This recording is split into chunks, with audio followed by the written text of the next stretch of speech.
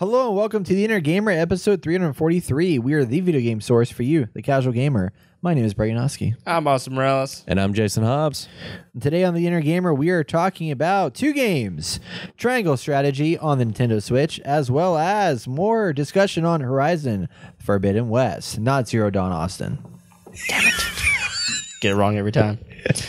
And in video game news, we're talking about PlayStation State of Play reveals co-op Returnal and several games updates. Jesus Christ. And Skull and Bones may not be dead with applications for public testing. Who knows? And much more. And for the topic of the show, we talk about our time spent at South by Southwest 2022. Southwest by Southwest 2022. There's no games, but we did talk to a lot of people, and we got to hear some really awesome talks, like the one with Reggie Fils-Aimé, the former president of Nintendo America. So we'll talk about all that. Talk about how we get progressively drunk, and cue that music! It is March 15, 2022. Welcome to the Inner Gamer Podcast. Whether this is your first time or your 100th time, thank you for listening.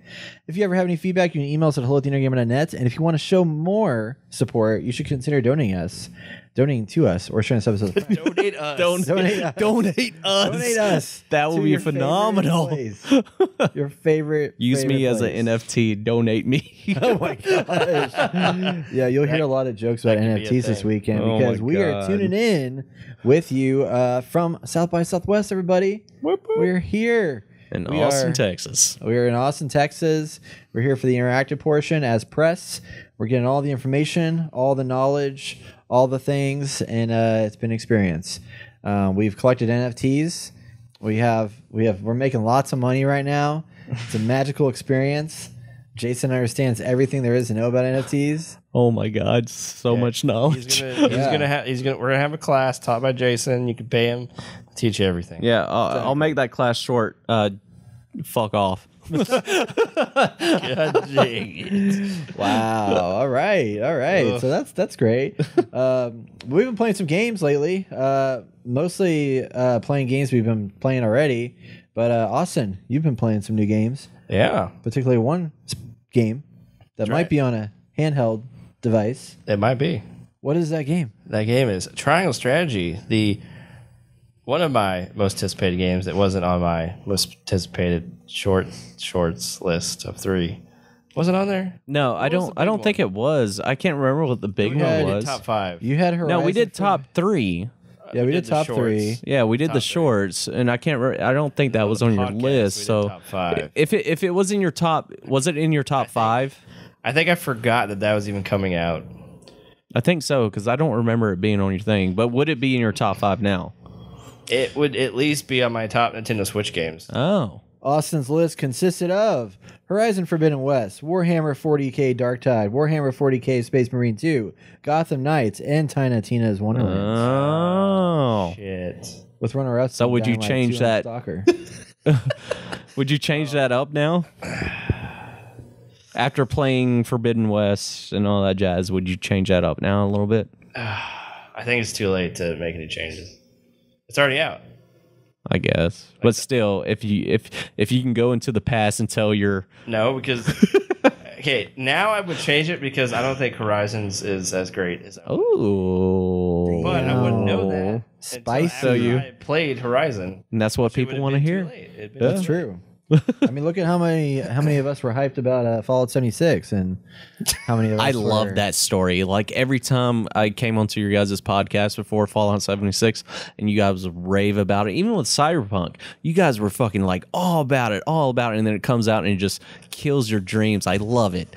I love it. I love it. I love your dreams being killed. And I think everyone else loves it, to be honest. I guess so. I mean, yeah. We'll have to People go back love and to see listen us to suffer. Yeah. the hype and then The hype for Cyberpunk was huge for both of you, and I'm like, it's not. No, there's no fucking way it's Did going to you be that ever, great. in your mind, like while you're listening to us, be like, were you like, these guys are fucking idiots, or were you like, oh no, this could be interesting, this could be worth? So worthwhile? there's 2 different scenarios in that. For Cyberpunk, yes. What? hold it right here Hold it where? on the actual mic. Am I not? Oh shit, I'm not. So there's 2 different scenarios for that, and I appreciate you guys for both scenarios. So for the first one was Ghost of Tsushima. I had zero interest in it at all until you guys discussed and talked about it. And I'm like, I kind of want to get this game, try it out, so I can talk to you guys about it. And you guys know that's my hands down favorite game of all time. Oh, yeah. And then with Cyberpunk, you guys were talking it up, and I'm like, there's no fucking way that this game's going to be as amazing as you guys think. And of course, it wrecked your guys' dream pretty goddamn fastly. And I enjoyed that aspect of it too, is listening to you guys just be so disappointed. It didn't wreck it until like we had played some of it. And then like 3 weeks later, all the news had come out and been like, yeah, this game's fucked up. And it's just like, yeah, this game's fucked up. This game's fucked up. It didn't like wreck my dreams. I was just disappointed. Still, to me, I felt like it wrecked your guys' dreams. Yeah, it was disappointing. It's very sad. But that's the whole point of this podcast is predictions on games that we have high hopes for, and hopefully it doesn't get. Hopefully it doesn't destroy our dreams. And then we can go back to it like we're doing kind of now. Yes. So does Triangle Strategy destroy dreams, Austin? In some ways, yes. Okay. It's not so dream crushing as other instances we just talked about. Does it work? It works, yes. Okay, good. So Triangle Strategy is what it says on Nintendo.com. Command a group of units as Serenoa, heir to House Wolfort, in a tangled plot where key choices you make will influence the story. The stunning HD 2D visual game style blends 3D environments and modern effects with pixel art characters and details. So you're this guy, and your father steps down as king, and you have to take up that mantle, and you're being set up with some woman from another kingdom to create a stronger bond between the two kingdoms. And she comes to your land, and she gets attacked by bandits, and so you have to protect her. And the whole thing is taking what Octopath Traveler kind of had created and then making it a little more in-depth with battle-wise, because the other one was like 2D side scrolling. It like very oh man, I don't even know how to explain it. Is this one turn-based? It is turn-based. Okay. Well, so was Octopath Traveler, but it was more of like 2D, like you're looking at one direction and everyone takes turns. I mean, there's like a rotation to kind of like D&D, you know. Yeah. There's a lineup more of like tactical turn-based combat, right? Yeah. So with this one, you're kind of like in this square zone, and you can rotate the camera around the whole area. Oh. And obviously, it's just like D&D. Everyone has, with their speed, determines who's going in what order. And I think I've done 6 battles within like 4 hours of playing this game. Damn. Yeah. 4 hours, you only done 6 battles? Yeah, that's what it feels like. Oh my That's God. Give or take. I don't know. And, you know, Brett was telling me, like, oh, there's a lot of story in this. And I had just gotten started. So after you told me that, I was like, holy shit, there is a lot of story in this. And I was kind of blown away. Yeah. How much? I mean, it's all voice acted. Well, like 99% is voice acted. There's a small point where after you get past a little story arc, you can walk around this area and then go into like push the story forward. And so that's the only part where it's not voice acted. It's all like reading and stuff. But it's a very short part of everything. I'm just like, God dang, I've just been sitting here for an hour just watching people talk. It's like Metal Gear Solid back in the day. That's how I felt like with Octopath Traveler at the beginning. I mean, it was a lot of dialogue for a while. Yeah. Until it like opened up into the world, and then it was like, okay, now you can go on a journey to, you know, do the things with these different people and stuff like that. But it was you would run into enemies along the path, you know. Yeah. And that could get annoying. I understand that. Like, it's just kind of one of those things like, oh, I'm fighting this character again for like the 80th time, trying to get from point A to point B. But with this one, I was really excited about the combat. And it can be very difficult, but I haven't really got to experience it and really dive into it. So I don't know how I'm going to be, how I feel mid-game into in-game. Is the graphics are basically Octopath Traveler, right? Yeah. Yeah. How was the tutorialization of? I mean, I know you've only played 6 battles, but like, was one of those 6 battles like a tutorial? It was like, here's what you do. Yeah. Yeah. I'm still like in tutorial phase. Interesting. Still in 4 hours, and you're still in They're tutorial. always like adding new stuff. Like, oh, you can do this, you can do that. Sounds like Dying Light. Interesting. Yeah. Oh, yeah, it not does. enough battles. If you think about it, 6 battles is not enough to. I mean, there should be plenty to finally get tutorials out of the way. So At least 3. I mean, Yeah. it should be enough. I mean, is the storyline gripping enough to keep you to continue playing? I mean, because you mentioned like the story's kind of a lot. Yeah. Well, yeah. So it's not very gripping. I'm sure it's going to be lackluster, but I mean, it's very archetypal. All the characters like, I'm the new young king, and I have high hopes for the world, and you're my wife to be, and I'm going to treat you right, and da da da. It's like, everything you would get from a story you would tell your kids or something like that. Right. But really, I like the way the battles are. Like you get to choose a certain amount of people to go into battle with you, and there's a lot of setting up your units and attacking the right way so you have the advantage in the end. So if you place someone on higher ground, attacking someone, they do more damage. Okay. Or if you are able to get behind somebody, you can do more damage. Okay. Do a critical. Or if one of your enemies or units are in front of an enemy and you come behind them or in front of them and you hit them, you do damage, and then the person on the other side of them gets to do damage as well. Yeah. Okay. So it's like a double attack. Brett, are you playing this? No. Oh. I thought about it, but Yeah. I don't know if You play Octopath, didn't you? Yeah, I played Octopath. I lost interest in Octopath after a little bit. I really enjoyed the one storyline that was in the demo, but then when I went to some of the others, Octopath was like split out in like I think 8 different stories or something like that, and there were several stories that just weren't very good, and there were several stories that were good, but I didn't want to have to go through the 3, 4, or 5 hours or whatever down one pathway of a story. Yeah. That wasn't great. Yeah. So I kind of gave up on it when I got to one of those, and I was like, okay, this is just a slog. Yeah. I'm afraid this might be. So this one might feel the same. Well, this is more linear, and it's not split up like these different characters. Okay. Yeah, because you have one. Are you like a leader person, and then you just have an army that they give you, or how does the unit thing play out? You're one guy in charge of this kingdom, newly crowned king. Okay. And as you go along the story, all these characters you find end up joining your roster of people that you can use. Okay. So when you go to battle, you can switch out the people depending on how many people they allow you to put in the battle. Okay. Yeah. Do you feel like you grow?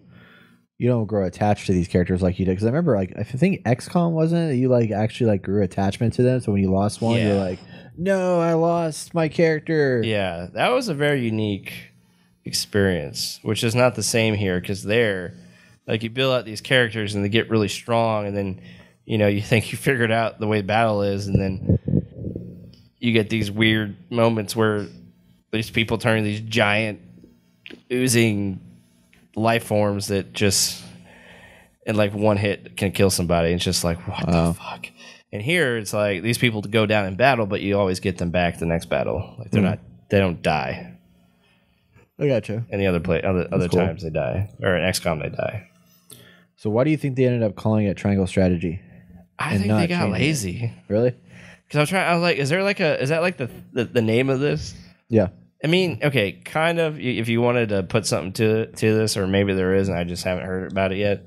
But the way that the map's laid out is like there are 4 or 5 different kingdoms, and one of them is in the desert, and they mine salt to pass out to people. Okay. You have one that's in the mountains, high up in the snowy tundra, and they harvest ore and stuff to make weapons. And there's another one that's in the grassy plains. I forgot what they do, and then there's 2 more in between all those. But maybe there's a triangle here, because it actually it's kind of a wonky triangle that they have in the actual map in the game. I was wondering. I don't know if you've experienced much. I don't know how much of this has been talked about yet, but I'm on How Long to Beat, and it says it's like a 28-hour game, which is pretty long. But they say that the key choices you make will bolster one of three convictions: utility, morality, and liberty, which make up Sarah Noah's worldview. And I was wondering if there's like any kind of like that's a triangle of like 3 points. Oh, that like, too. You know, those different things or something like that. You're right. But I don't know how much they like talk about that. Yeah, so they tell you like early on, like this is going to affect the game, and I think what's nice is, usually in some games they tell you right off the bat, this is what this is what that is, and I feel like, or like in Mass Effect, you have two choices, good or bad, right? Just do that, or like neutral-ish, which isn't really neutral sometimes. Yeah. In this one, they just give you three options, and maybe they're layered, like this is what this one is, when they tell you the three, but I felt like they're pretty like ambiguous. Yeah. Like, what do you feel for this situation? And then it's like it doesn't tell you what you picked. It's like, oh, you picked liberty. It's like I don't know if I'm going. I want to go for liberty, but it's just kind of like I wonder what I'm going to get in the end. Wait, so it doesn't clearly state which one is good, bad, or middle. Yeah, is that what you're saying? It gives you choices out of the three different convictions. It doesn't tell you which is which. Oh, I mean, maybe you could decipher which is which, but I haven't been able to decipher that. Yeah, that's interesting. Yeah. That's just like like you said with Mass Effect. What is it? The two different sides, Paragon or Renegade. So it clearly states when you're making that choice that the blue choice is Paragon, the red one's Aragon or whatever. But Aragon. But this Aragon or Renegade. But this one doesn't really tell you which one is. And when you pick it, like you've picked it, and it tells you. It does like this thing where it has the little weight machine. You put. Oh. Yeah. It's like you've made a choice, and you don't know. I like where that. It's gonna fall. I like cool, that. Yeah. That's pretty cool. So one cool thing, which is a little hokey in my opinion, the situation was we're about to go off on an adventure with all this group of people that I've met with my queen, and everyone got a coin, and there's a little weight machine, and it's like, where are we gonna go? So you have to talk to everybody and see what they think, and then you can try to convince them to switch their mind if you think they should go for a different location, or you can just agree with them. God damn. So I went to talk to my wife, and I was like, hey, I'm thinking we should go to your homeland so I can learn about it because I don't know anything about it.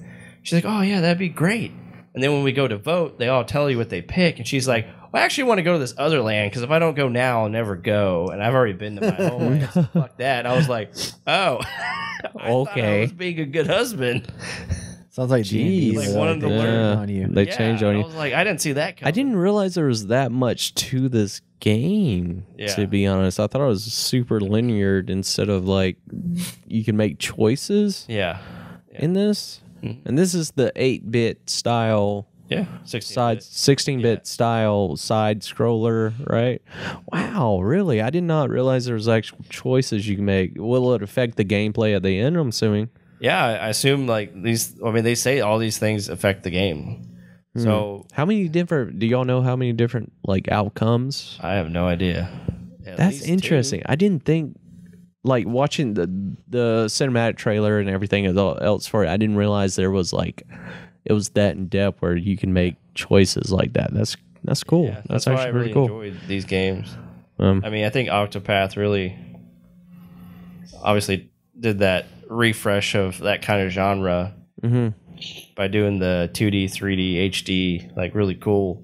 Like everyone looks like 16-bit these days, and just to have that 3D feel on top of it just makes it that much cooler. 4 endings. 4 endings? Yeah. That's pretty good. 4 possible endings, yeah. Good, bad, and neutral, and well, I think one is like true ending. I wonder if it's like maybe 3 of them, and then one's like they call it like the golden ending. The golden ending is like the best of the best. Wow. Like you did everything right. Wow. And that's what sucks with this because you don't know the options that you pick if they're the right option or not. And like with Mass Effect or something like that. That's interesting.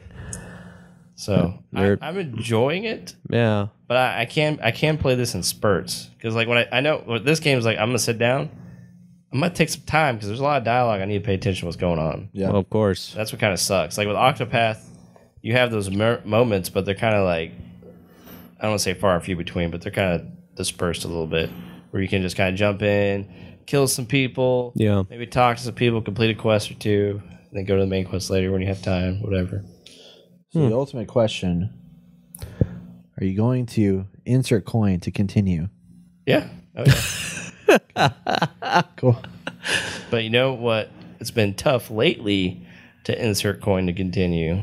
Oh boy, it's Horizon Zero Dawn. Oh, there it is. Horizon Zero Dawn's been out for like 5 years. Horizon Forbidden West. There it is. Are we leading into this now? Let's do it. Okay. Horizon Forbidden West, everybody.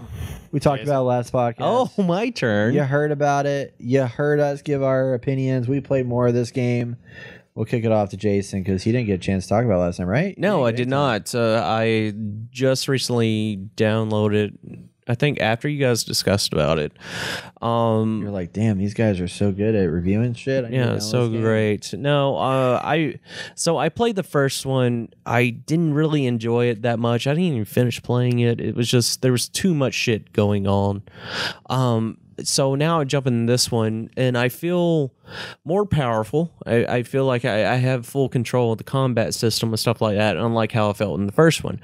But whenever I jump into this one, I realize that there's a lot going on in this world, and I don't really care to learn about it. Yeah. That's the worst part about this game. Is just like the storyline, like you guys said on the last podcast, is that it was very like a soap opera. It wasn't intriguing. Nothing hooked me. Nothing grasped me. Nothing makes me willing to go out and explore the area at all. And I'm still playing the game. I'm enjoying some of the gameplay, but like I just recently told Brett, I accomplished this one mission, and after I accomplished it, I was just kind of like, I don't want to continue. This isn't a game that I want to just continue pressing forward on. It's just a game that I might jump into every once in a while, but I can't. The parkour sucks. The dialogue is very shitty, in my own opinion, and it's not gripping. I don't feel any of the emotion that I would feel with like Ghost of Tsushima or like God of War, or anything like that. It's just not gripping enough. It's not believable.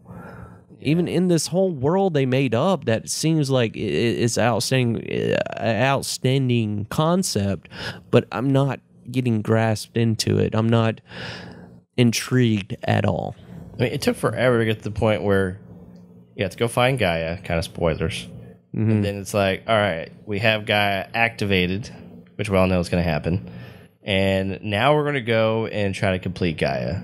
Like, that should have been within the first 3 hours, 4 hours. Yeah, and the whole Gaia completion, Brett and I just recently talked about that. It's a little bit of a spoiler territory. You have to find a total of 6 different elements, I would like to call them, and Gaia can only find a total of 3. So that leaves the story open at the very end, because what they're going to do at the very end, you find all 3, and now the third one's going to be about finding the other 3 out in a different part of the United States or even further out. And I can see that happening, and it's very fucking predictable. I don't want something predictable. I want something fucking twisted and something crazy happening. But what if you get to the end and it's not that? But will I get to the end? More. That's the key question. Will I get to the end if I can't even get through the first part? Yeah. I mean, the combat system shit. Like, it's a button smashing game and you're shooting arrows and all that shit. I don't like that it doesn't have a lock-on feature. A lock-on feature should be implied in this game. Yeah. I don't. You have so many robots to fight and stuff like that, and so much is going on. They need to have a lock-on feature. They need to have a parry feature in this game. They don't have that, which with the combat with the humanoids would be phenomenal. With the humans fighting them, that would be outstanding. And then also there was another thing that we discussed: the parkour. Yeah. The parkour is straight up garbage. They reverse the buttons compared to any other parkour game that I've ever played. And it's ridiculous. There's some lag time on the parkour. And there's super lag It's time. like, oh, I want this to happen. And so, well, some of them, it's just you hold forward and you do it automatically. Other times, You have hit to jump. X, and so when the times you need to hold forward, you just assume you jump, and then you're like, oh, I fell. You overjump it. Yeah. You overjump it and you fucking die. Like, what the Like, fuck? I should be able to grab that, and I go to jump and grab it, and your character looks like they're gonna grab it, and they just fly over it, and Yeah, they it's just like, skip the it. parkour the is animation here doesn't allow this because Yeah. you fucked up. yeah. So the parkour is terrible. This game, I enjoy playing it, but it's not a game that I enjoy playing for hours on end. Yeah. Something So what do like you- what is it that Assassin's you Creed like about Valhalla. it? What's that? What do you like about it? I love the visuals.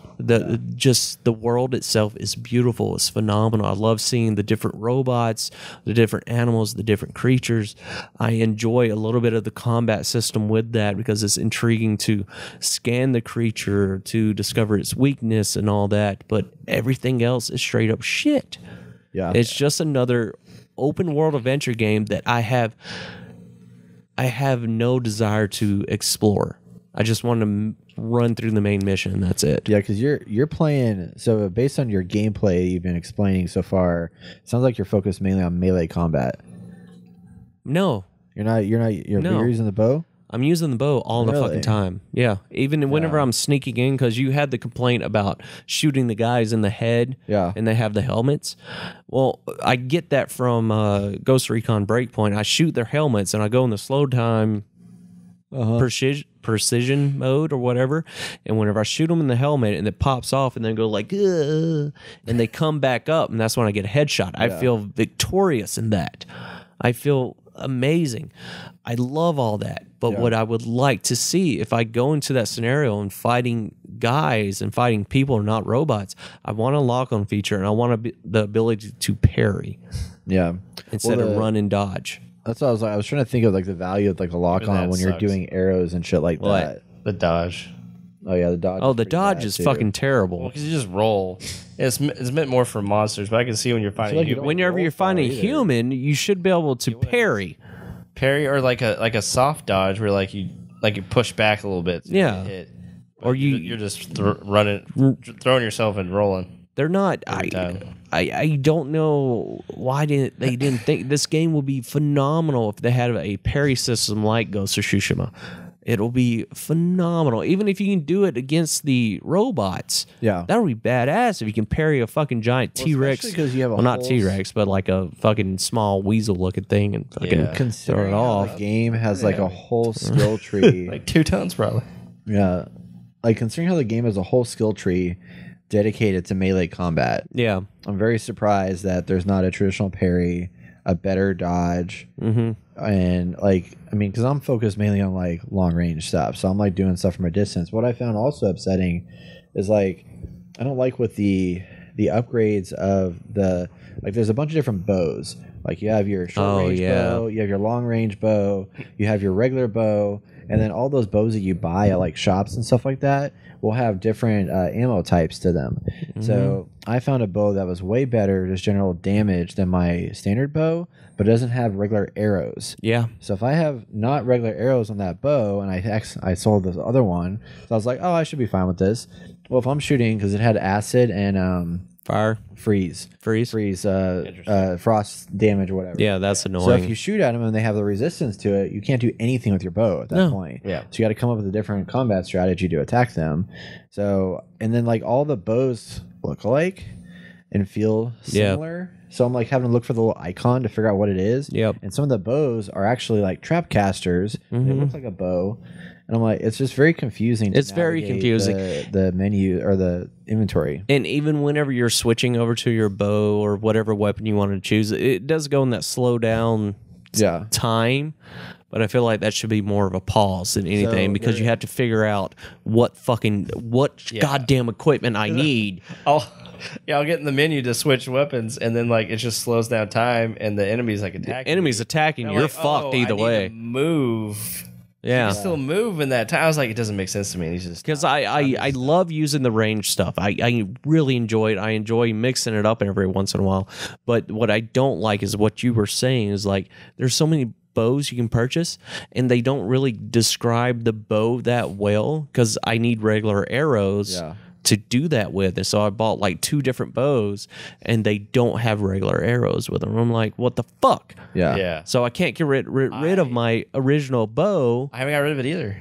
Really? I still have most. I have it fully upgraded. I haven't got rid mine of it, too. Yeah, and no, it's I still doing have it hella too. damage. I know I fucked up. And some of them are Yeah, like, you fucked up. some of them are like maybe a point or 2 more.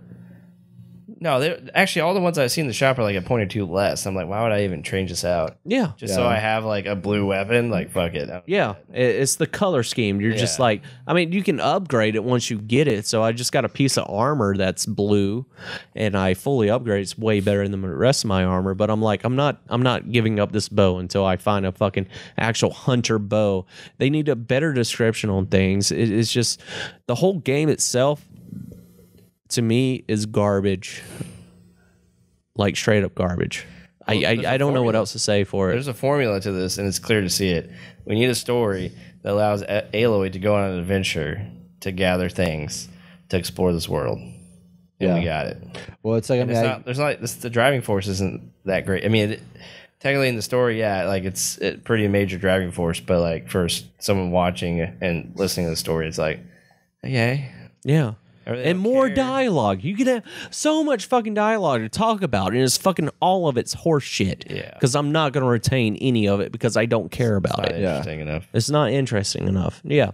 So playing devil's advocate. Before I do that, though, Oh, here we I go. do want to mention. Here we go. I love it. I want to mention though for your point on the What's so slowdown. bad? We both were talking bad shit about this game. He's going to play devil advocate right now. But go ahead. Well, first I'm going to tell you though, you're talking about the slowdown. So there's an accessibility option in the menus that allows you to increase the slowdown time of the slowdown, so it becomes like it's basically almost paused. Oh. So there is an option, the accessibility options, that allows that to happen. Okay, that's And all I- in my nose now. All right. Yeah. So I go in the menu to yeah. tweak my game. I just want it to be the way it should be.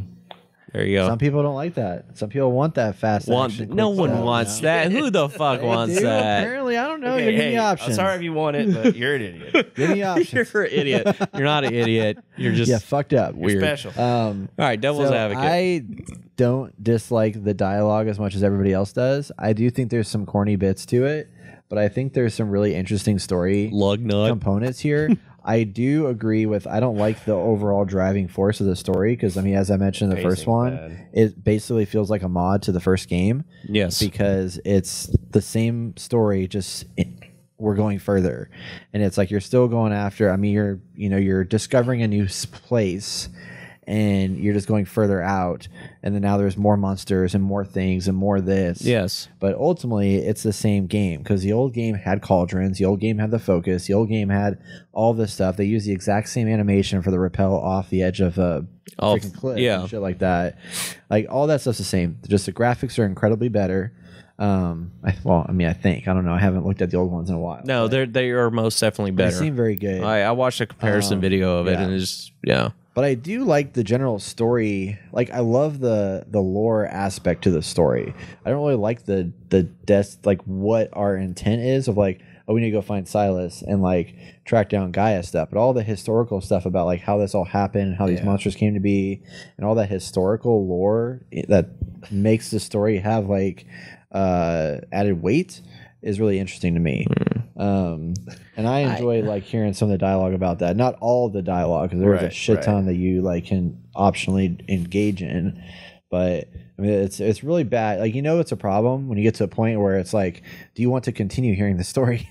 Like there was this one person I was talking to at like whenever you're cross over the wall or whatever, and like he tells you a story about like what happened with XYZ, and he How talks does for that like affect a me minute at or all? whatever, and then he asks you like, do you want me to continue? Like, and I did it a couple times just to see how far to go. Yeah. And it like went like four story beats of like him just talking about bullshit. I think the biggest issue with this game, there was no added on improvements to it. Yeah. For a prime example, Assassin's Creed, When they came out with it, it was open world. It was phenomenal.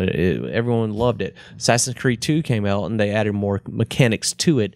Like you're able to shoot a gun, you're able to do dual assassins, and then they keep adding more to it.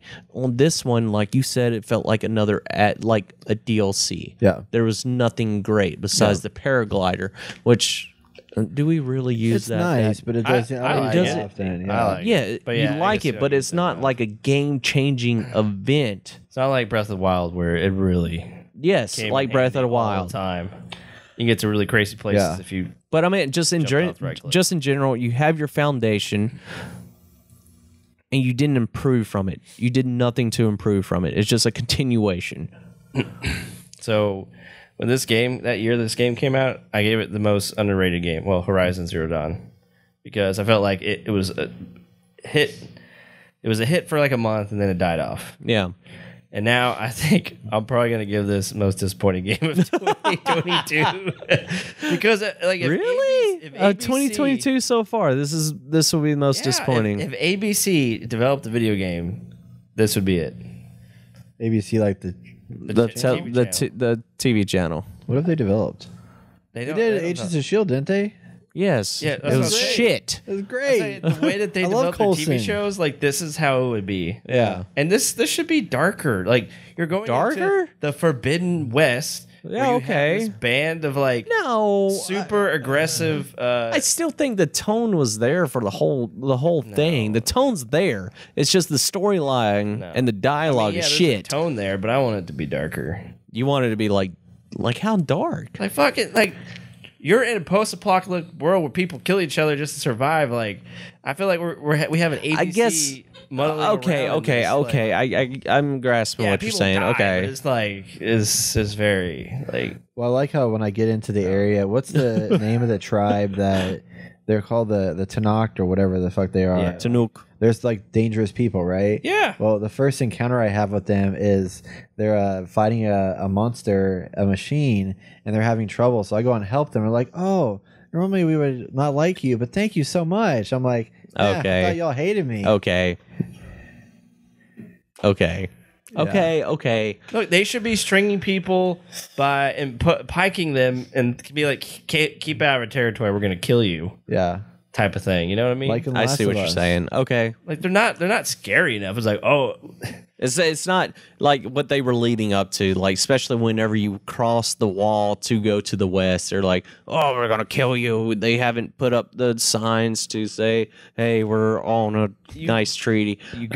you meet this tribe and they're very nice. They're like pacifists, basically, except when it comes to Well, I not think pacifists, I though. think that answers to like the communication between the 3 or 4 tribes is like they see a different tribe and they stay away from it, so they all talk bad about each other. Yeah. You know, like, oh, this is a murderous tribe, but when in reality we are all the same. It's just what we're picturing something different because you're a different person. I think that's what they were kind of probably leaning towards, but maybe not. Yeah.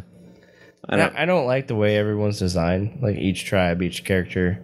Yeah, like I didn't notice the thing that Brett said that there's a lot of fat people over on the east. Yeah. Would it be the east Karja. side? Yeah. the east side, Karja. yeah. They're all fucking huge. They use the same goddamn model, and then you go into the west and you see like super. I wouldn't say skinny, but like They're fit. definitely very much more thin. Yeah. Yeah, much more thin. I was just like, wow, what makes them different? You know? Yeah. Well, so the part where you go to that town for that tribe who worships some of those. Oh yeah. robot beasts. I was talking to this lady. Plain I was song. like, bro, this is just some girl, some old grandma from the Bay Area who put like fucking, Indian makeup on, whatever, like, tribal makeup on. It was like, I'm like, I don't believe this at all. Like, this is just stupid. I love how all the monsters, their gods, are called Do, Re, Mi, Fa, Sol, La, Ti, Do from the Sound of that Music. was the stupidest shit ever. I'm like, who the fuck came up with this storyline? We're gonna go to the chorus. God dang They're it. hosting the chorus where they're all singing music. I'm like, I guarantee you. Right. But I mean, if you this really isn't think how about people it, would act in a post-apocalyptic world where they worship these animals. Yep. I mean, it's a dog-eat-dog world out there. Come on. These people should be hardened. Yeah. Like hairy. They're not even hairy. Like, they're shaving over Harry there. They fucking That's what I was thinking. They shower. Like, Yeah, I was thinking the same thing. Like, because I was watching. I told you guys I was watching Vikings Valhalla, and like I was sitting there thinking because there was a sex scene and there was this girl with a perfectly beautiful woman and she was naked and she had like the shaved armpits. And I'm like, and I'm sitting there thinking, I was just like, I wonder if they shaved back then at all. You know, like Probably not.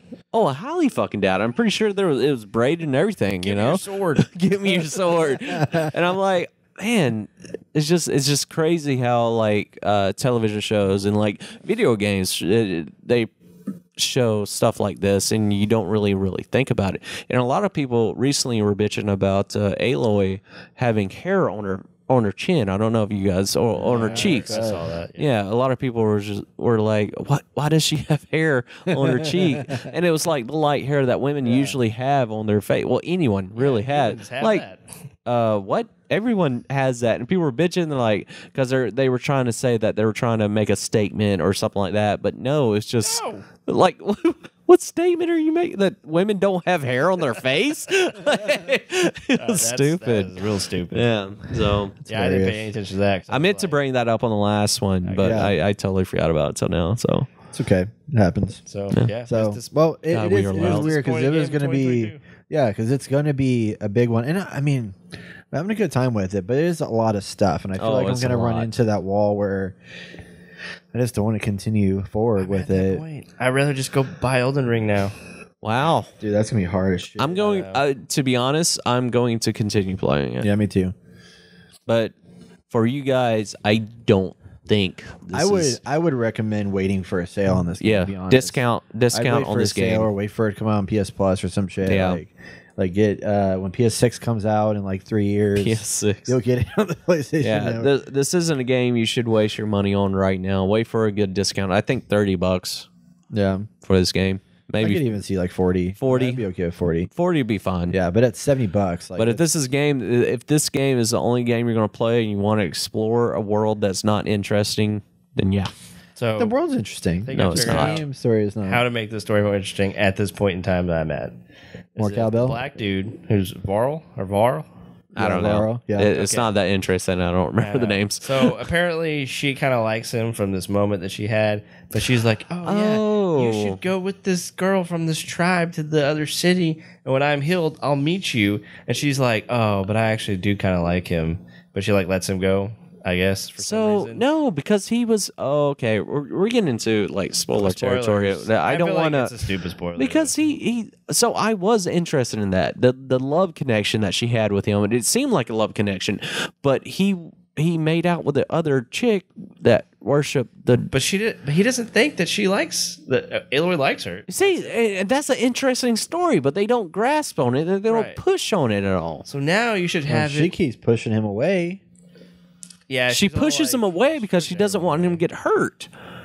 Well, it's fucked There up. should come a point. Maybe this happens. I don't know. I don't know how far along past you are for me, but like Varl should get captured by the Karja, and then she has to go save him with this other girl, and it's just like this love triangle. But like I mean, do it.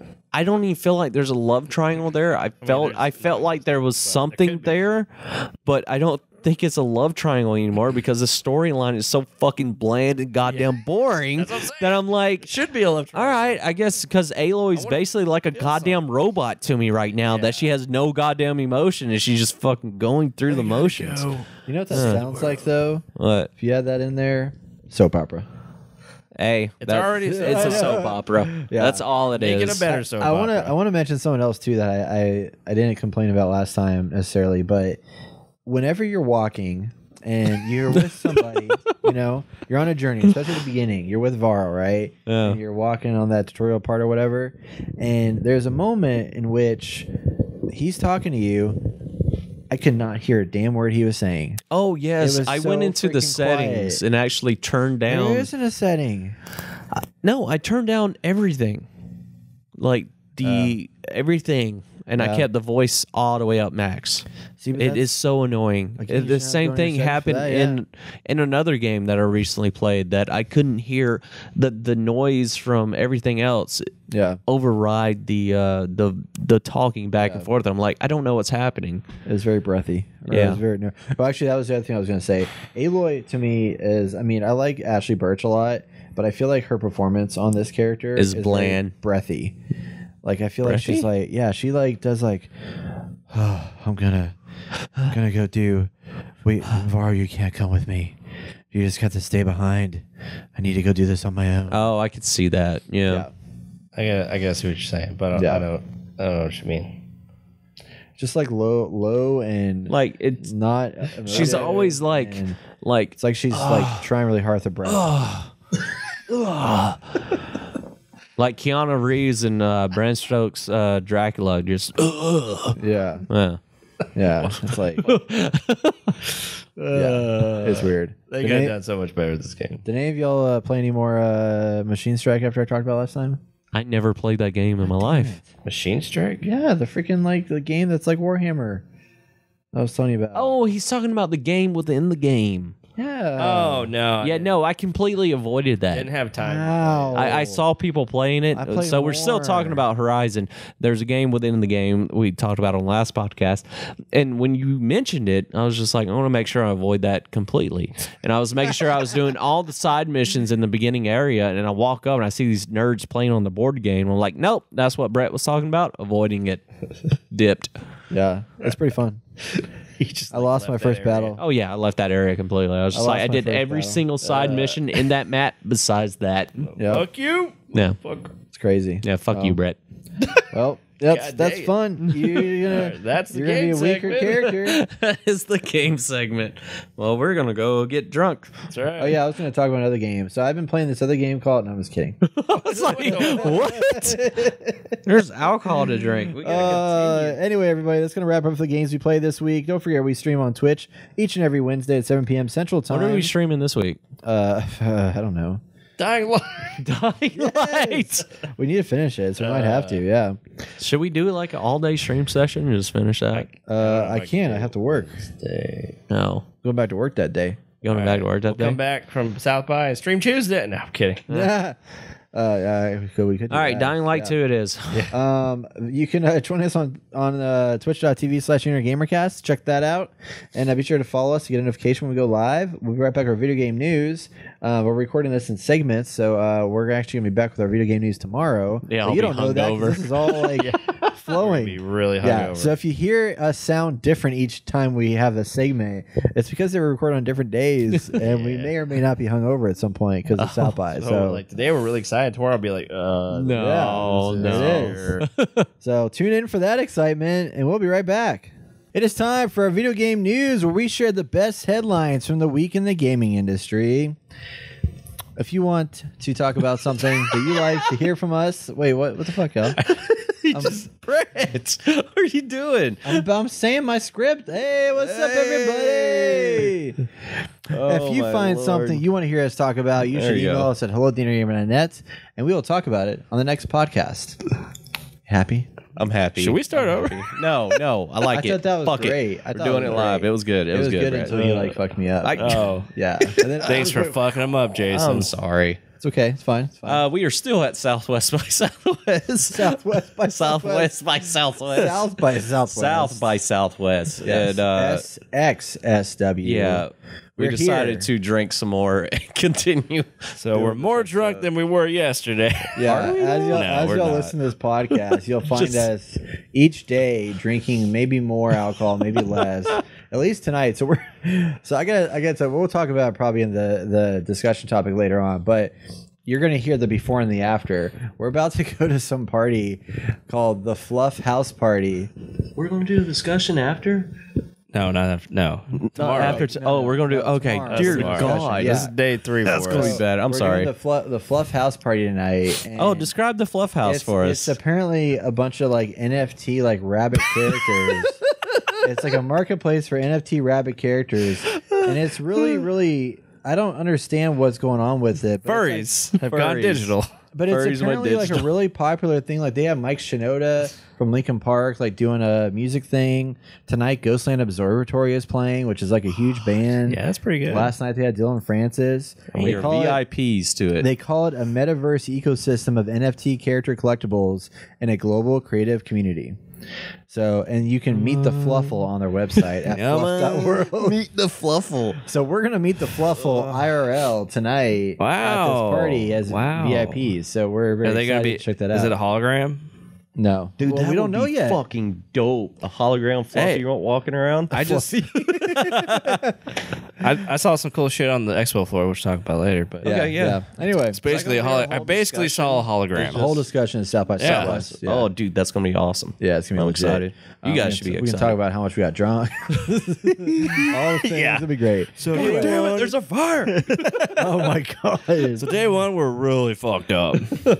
All right, what's okay. our news? All right, so first article we have is coming from GamesRadar.com, and it is about a massive NVIDIA leak that took place recently where like a shit ton of data was hacked and gathered and acquired. And in that leak, some of the things that came out of it was a potential Nintendo Switch Pro rumor or story, essentially. So in it, Tech Power Up shared the details of what they describe as the mother of all power attacks. And a Nintendo sleuth on Twitter just dissected this information and appears to have found references to a Nintendo Switch successor in the leaked code. Per the translation of the files, the leaked code suggests that Nintendo is still running with the NX code name from way back when, and the Switch is still in the middle of its life cycle, and it seems to be evident that the hardware referenced in the leak isn't a full-blown successor, but rather an upgrade, much like a Nintendo Switch Pro or perhaps Super Nintendo Switch. What? That's crazy. But largely what we're going to get in it is a horrible name. possibly support for DLSS, ray tracing, and some more things. So I thought the don't know if it's 4K yet, but I thought the OLED was supposed to be the Pro of the Switch. no. So that was the rumor, Yeah, but then it ended up being like a quarter step instead. wow. Now Yeah. I kind of feel mad because I just bought one. Yeah, if you Is it bought 'cause one, I you're convinced you? screwed. Well, no, you didn't convince me. It's just No. like because our Switch was broken because my wife was playing around with it, customizing it, and touchscreen doesn't work. broke it. And then we had that event, and I was just like, you know what, fuck it, we can use my old Switch for the events and help out, and I could just buy Sam a new Switch. Oh, that's great. So yeah. Nice. I mean, I love it. It's outstanding. It's sturdy compared to the old model. Would the new Switch be OLED still? Oh yeah, I'm sure it's Oh, so yeah. OLED. It's just probably gonna be. See what I want to talk about is like, what does this need to actually do? Because we had all these hopes for like a 4K Switch, right? And we got an OLED Switch, which is basically just like better Better screen. blacks, better color. A little bit That's of about battery. it. Yeah, but like, I mean, what do they need to do to really satisfy us with this new upgrade? Better hold us memory. over.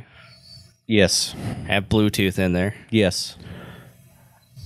It already has a Wi-Fi card, so Yeah. The Bluetooth has to That's be really- there. I think Yeah, That's we really- need, should we need be. headphones. Yeah. and yeah, if we can get 1080p gaming on it, But here's the thing about getting 1080p gaming on it, like anything visually upgraded.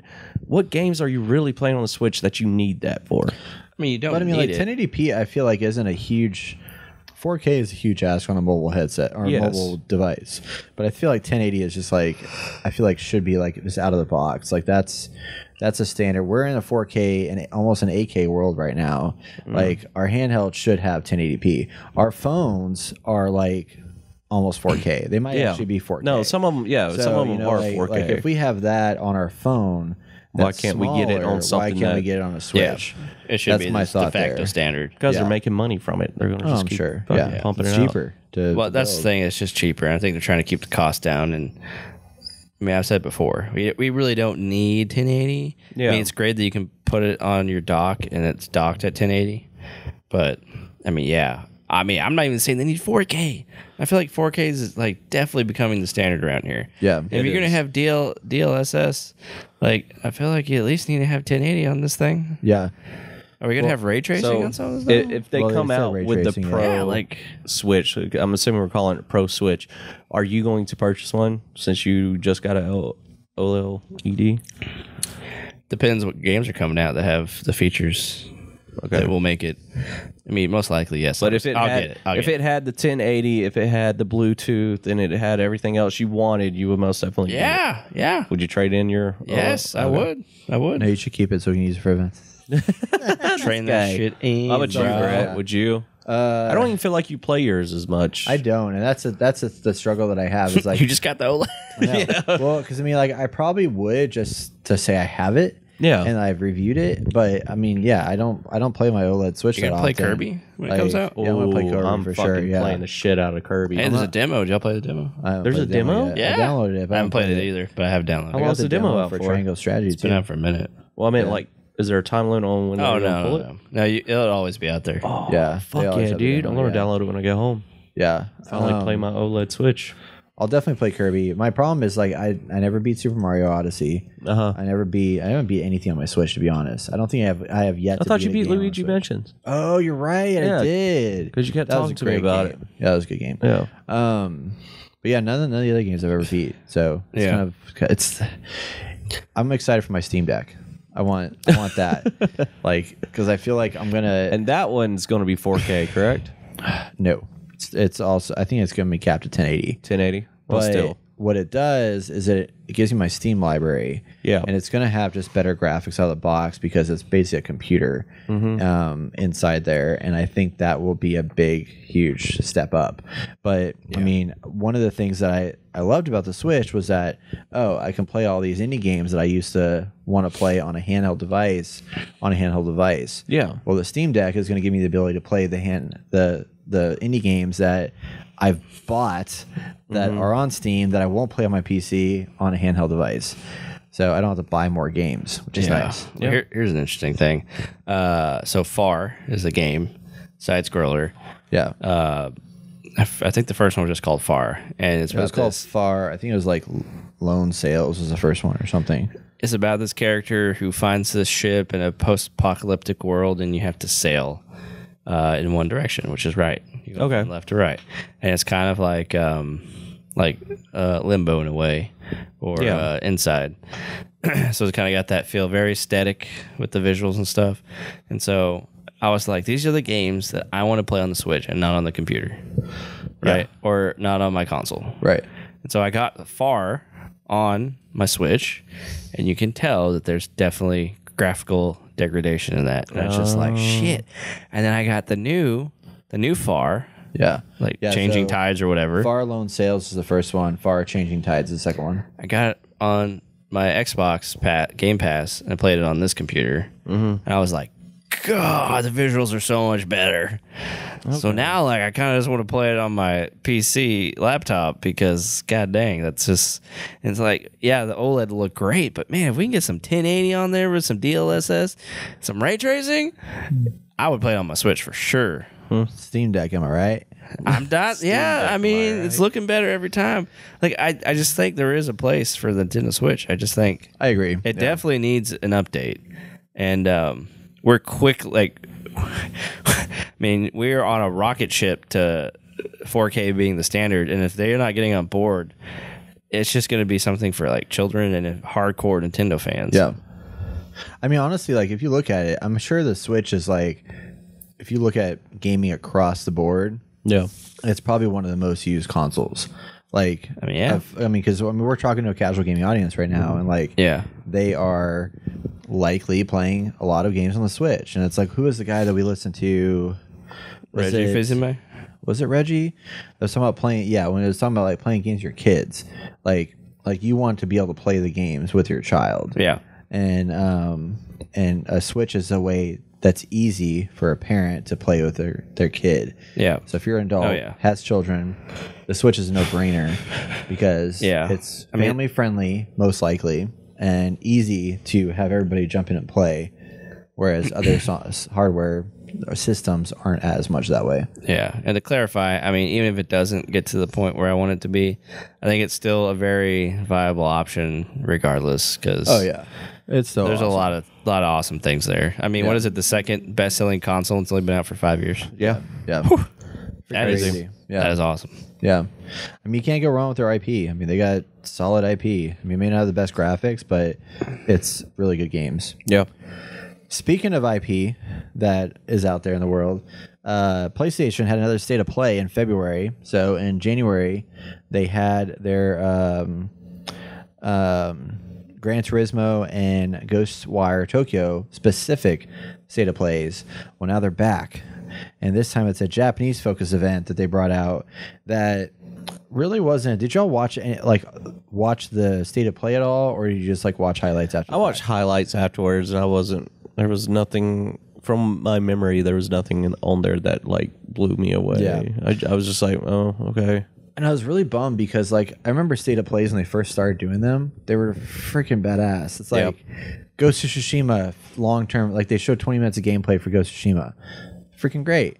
And like they've been doing a lot of that, but I guess it's just that their games haven't been as much of like the hype hasn't been as much there for it's not like our type of game, or it's just like not as exciting. But this one definitely it was like 25 minutes long. I watched the whole thing, and most of it I wasn't very intrigued. I was kind of like, I haven't seen a State of Play of anything that I was just like, oh man, this is blowing me away yet. So I don't know. It's just because they're working on stuff still for those like major companies that they bought or what. But hopefully we'll get one that's like outstanding and talked about for years. I bet they're holding out on the Project Spartacus like launch. Yeah. And then they'll be like, oh, hey, by the way, look at all these games coming out with Project Spartacus for the next year. And then that's when we're going to get it. But in it, they got a game. They had a game called Exoprimal that looked kind of cool. It was set in 2043. There's mech warriors taking on crowds of dinos that pour. That was fucking weird guy. because that's a very Japanese game. Yeah. That's the one I saw, and I'm like, what the fuck is going on right now? Because it's like Anthem mixed up with fucking, like you said, fighting dinosaurs, and it's just a massive horde system that keeps going. I was just like, It was interesting, but definitely not a like, oh shit, this is gonna be a great game kind of deal. They showed more gameplay from Ghostwire Tokyo, which looked good. I think I'm gonna get that game, but I hope so. It's interesting. I'm not getting it. There's Stranger Paradise, Final Fantasy Origin. They showed more Forspoken gameplay that did just get delayed to October, so that's not coming out as soon as I thought it would. But the gameplay did look. Fun. I thought it looked pretty sweet. Yeah, looks fun. Looks sweet. I'm excited for that one. Yeah, got a lot of moves and. How long? How far did it get pushed back? Or did they say? I can't remember. I mean, it was going to be coming out. I want to say. Was it in October of this year? No. Well, that's when it's pushed. Oh. So I think it was going to be coming out. It was going to be coming out soon. Like August? No. April? May 24th. May. Okay. So it's gonna be May. So let's put May, August, September, October, November, October. Yeah, 3 months. Roughly. That's fun. Yeah.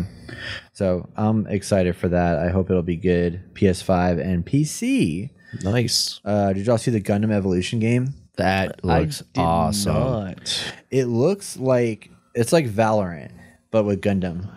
I love it. Wait, which Yeah. one's Valorant? Valorant's the game that's a PC game that you have like characters. It's from League of Legends creators. Yeah. And it's squad based. It's 5v5, 4v4, one of the two, and it's one hit kill. So you fight, you die, and you wait till your teammates are dead, and then you go out. It's round based, so it's like best of I think 12 or something like that. So this game's you said is similar to that? It's just the visual style of it looks similar. I mean, not the visual style, the menus and stuff like that. So it's like you got your scoreboard at the top. You have all your characters from the blue team, all your characters from the red team. I got you. And it's just like very much like it looks like an Overwatch, a Valorant, like a very heavily team-based squad shooter kind of So game. if you want some Titanfall action, here you go. The original Titanfall. Oh, yeah. Titanfall. Yeah, Gundam. They need a. I'm glad that's coming out because I played some of the older ones. It was more of a fighting simulator type game, but it was fun. It was super fun. Yeah. It's going to have point capture, domination, and destruction mode. So it's very, I guess it's more probably Overwatch than it is Valorant. I'm Yeah, down. that sounds like. I'm down. Huh, I might be down for that Let one. me some Gundam Wing. Yeah. Yeah. Or just Gundam. They announced a Teenage Mutant Ninja Turtle Cowabunga collection. Yeah, fuck off of that. Good. 13 games originally released on platforms including arcade, NES, Super NES, etc. It's How many one of those games? deals. 13? 13, yeah. Jesus. It's one of those deals. It's like, why Nostalgia. we need new ones? We need new Nostalgia. stuff. Like, give us something new that's exciting and cool. Yeah, I saw the trailer of that and I was just like, why? Why? Some people want it and they're just trying to make money. It was easy to bring it forward, I'm sure. Oh, yeah. But you know what else is kind of cool? Is Trek to Yomi. Is what? Trek to Yomi. Trek to Yomi? What's that one? An immaculately stylish samurai game returns channeling the same cinematic touch that made Ghost of Tsushima such a masterpiece. Trek to Yomi does differ from Jin Sakai's adventure, thanks in no small part to its black and white 2D art style, but there's exactly the same focus on patient, precise swordplay. The new trailer shows off a bunch of game characters as well as its voice cast, and also outlines a spring 2022 release window for PlayStation 4 or PlayStation 5 and PlayStation 4. That does look really good. It's side-scrolling. Oh, it's a side scroller? But It's like a mix looks between cool. Sifu and Ghost of Tsushima. Yeah. Oh. Yeah. I think you'll probably love it. No, I'm just going to replay Ghost of Tsushima. Like, you guys think I'm kidding. No, I know. I just have to laugh at it. I need something that makes me happy and that makes me super happy. Yeah. There was also a RPG called Valkyrie Elysium. Uh-huh. That was an action RPG that is from Square Enix. That's a mix of Norse mythology with dynamic combat, and has special combos, big finishing moves, etc. Comes out in 2022. But I think for me, what was the biggest announcement, which is not a new game, but made me excited because I wanted to play a game called Returnal, and I couldn't because it was too hard. And then, I mean, I could have, but it was too hard. So I didn't. And now they've announced a co-op mode for Returnal. So is that co-op mode free, or is it part of a DLC pack? Because I don't want to put money into this game. This game's fucking hard. Yeah, it's a free update coming out March 22nd, so this month, and it's going to deliver a huge feature. So it's Returnal Ascension will add a tower assault style survival mode and then campaign co-op. Nice campaign co-op. It's not a separate. No, it's like you do co-op with your friend. I'm gonna re-download. You gonna play it? Yeah, I'll play it. Yeah, Damn it. I want to try it. Yeah. You're going to try to make me get it? Is it how many? Wait, is it Probably. co-op like 2 or like 3? Multiple people? Let's find out, listeners. We're gonna look it up right now. Find out together. Returnal.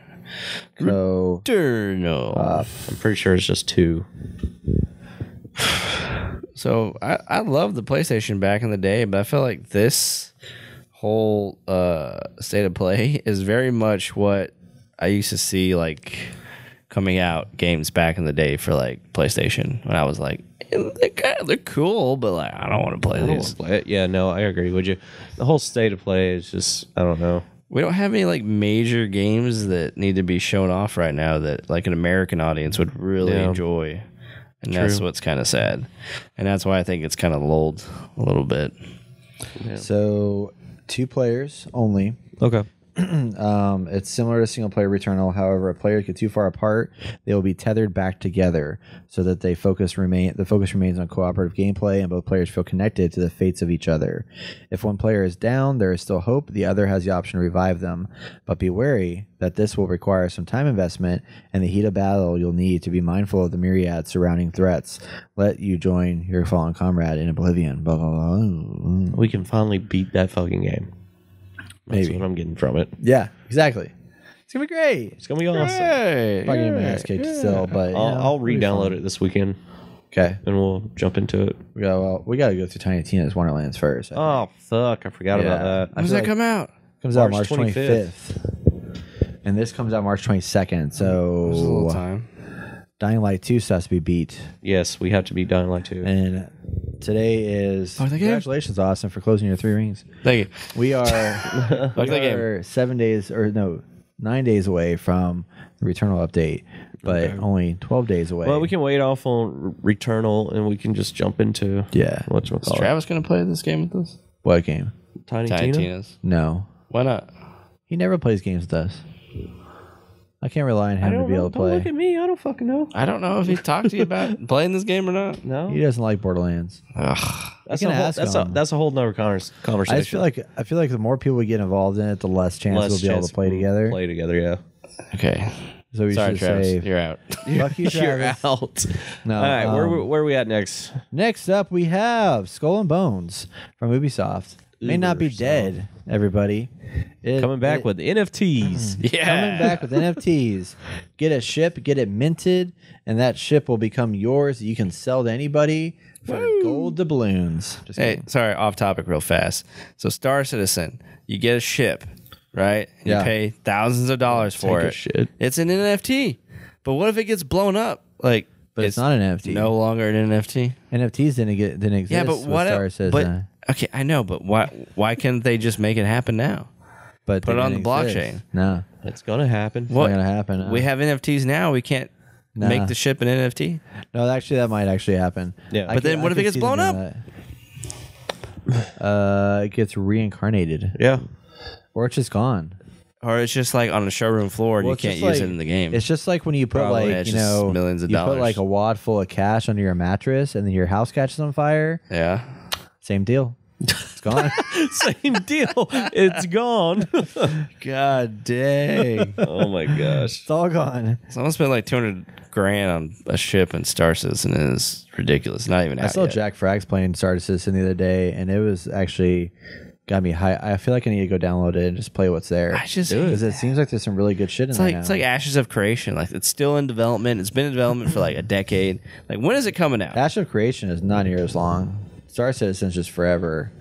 It's just crazy. I don't think it is going to come out. They're just going to keep working on it and never say it's done, just so they can say that, you know, give us more money. That's the idea. Anyway, But Skull and Bones, Jesus Christ. long delayed Ubisoft pirate game that was meant to be a game where you like jump onto a ship and you command a crew of people, which is Like basically just Dreadnought. you control It's the like ship. Dreadnought. It's like Dreadnought. And then you would do all these things, but then the game got like postponed or pushed back. And now suddenly they've announced a very early access version that is going to be released for people to sign up for. So it's like a quality assurance role. So you can apply it for the Insider program and be one of those dedicated to testing work in progress versions of Skull and Bones if you're admitted. You must adhere to an NDA and Ubisoft's code of conduct, but their main objective is to get real data and feedback. We want to see what our players are doing when they're free to wait. We want to see what our players do when they're free to play our game whenever they want, however they want. Most importantly, we want to know how they feel about the game. What I want to know before this even happens is what is this game now? Wait, I thought. What? I'm confused. What's the other pirate game? Sea of Thieves. Oh, okay. That's what I'm getting confused with. Okay. That's the Microsoft game. Yeah. So- what's your question? I don't have a question. Oh. So when the game first came out, it's basically like Dreadnought, where you go on the sea and you try to outmaneuver navally other ships on different teams. Yeah. You can collect gold for ships that you killed. And then I think they tried to do restructuring on like making it different, and then it went in development hell and disappeared for a little bit. And the rest was history. Yeah, so I don't know. I feel like the way it was cool.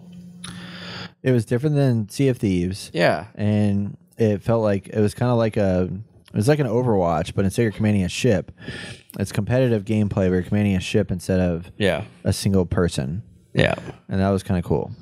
Well, like you're the person commanding the ship. Yeah, you're just the captain of the ship, the front of the ship, and everybody else is like doing their shit. Around a team, but everyone has a different ship that does something better than the other. Like one's fast, so he can get in there quick. And do tag some people. I fucking blame Assassin's Creed Black Flag for all this bullshit. Yeah, I mean, that's that's where exactly where it came from. That's exactly where it came from. That's what they were like. Hey, we got a Black Flag, and people love ships, so let's make this game. See, I always wanted the game where you could like control some NPCs and like they actually do something. Some kind of Titanfall, there were NPCs, but Why not like have control something out in space, like doing spaceship battles instead of pirate battles? Dreadnought. That already Yeah, exists. Dreadnought. Yeah, That's what it was. okay. Yeah. That's what you were saying. Yeah, Okay. yeah. I don't fucking know. It was really fun. Like Dreadnought was really fun, and now it's like this could be like that, but on the seas, and I think it's cool. Yeah. But it'd be like what I wanted Sea of Thieves to be was something like that where you can jump on board, but you would need NPCs that will jump on board and like fight. Would people, you right? fight? Yeah. I don't know. Sure. Oh, I thought you were Like, gonna- I don't I thought know. you guys were gonna keep talking there. I was No, like, I'm pretty what? much like, yeah, okay. You're not about it. I'm not about it. I mean, if I can sign up for the thing to test it out, I'll do it. But the game's supposed to be free to play. I don't know. We don't know. No one thought you knows said anything. that. No, I Everything's said changed. yeah. They were giving you an option to. They wanted to open up this beta thing for Yeah. people to be free to play whenever they want and see how they react to it. I see. So basically doing the same thing Fortnite did back in the day. Sure. Got it. Yep. On the note of what you just said, Austin, about a game that lets you like control squads and shit like that. I played a game with Daryl actually recently. Called Enlisted, and it's a game that's like free on the PlayStation Store. Yeah. And it's a World War II first-person MMO. Oh. And in it, you are dropped into game worlds where it's like you are. I played one mission that was like, I don't know, there's like 50 people in the server or whatever, and you get to command. You pick your characters or squads, not individual characters. That's and each interesting. squad has a different like makeup. So one's like your paratrooper squad, one's like your tank squad, and each one you drop in with those people, and you're controlling one of those players, but you get to give them orders in your multiplayer experience. So you can be like, I want my squad to attack this flank or attack this point, Yeah. and then you run up there with them and give them orders and stuff like that. And if your character dies, and you just switch to the other person in your squad until they're all dead. And I played cool. that, and the first one I got like 61 kills, and I felt like a badass, and I was just like wrecking everything with the game. And then I played the next round, and I got destroyed because everybody with the tanks was way better than I was. But if that's what you're looking for, that might be a game to check out because it was actually pretty fun. Interesting. I thoroughly enjoyed it. So Cool. yeah. Well, we need more info from Skull and Bones. That is right. All right, last story we have today before we close things out here with this discussion topic. Our favorite game of ever, Battlefield 2042. Oh my God, everybody. we're talking Don't we about love this this? game? I told you that we're talking about Come on, Jason. this. Yeah, Don't you love come on, this game? Jason. Don't you love this game? Ow. Y'all Hours got and me like hours. so fucking hyped up for this We're game. gonna- We play it and it's just fucking We're terrible. gonna do a It's LAN so party, fucking good. and we're gonna play this for hours. And you're Hell gonna sit yeah, we there, are. Oh man, that'd be and- great. And you're gonna If we drink just lots play of this for like alcohol. 10 hours on one day, I mean, how awesome would that be? I'll do it. Don't. Okay, You're cool. not fucking scaring me. well, It's matter if you guys get your schedules right and we can all do it together. And yeah.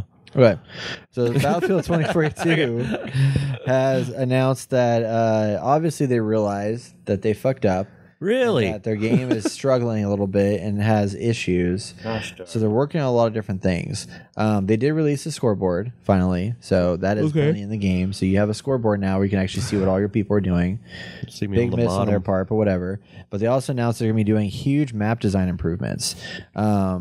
So one of the things they're going to address is traversal, adding in players' complaints that the game feels like a walking simulator because of the large distance between flags. They're going to position base spawn and flags to improve gameplay experiences. And then the intensity, they did hear from people, which I agree with, that Breakthrough was way too chaotic for 128 players. So the devs are reviewing a way to see if it makes sense to drop it to 64 as a standard as opposed to 128. And they feel that that will help the total number of vehicles that can spawn and ensure that their presence isn't as overwhelming. They're going to adjust line of sight so that players get targeted often from enemies at a distance. They're going to do different design improvements to make that easier for players so they don't get like sniped off in the middle of these massive open spaces.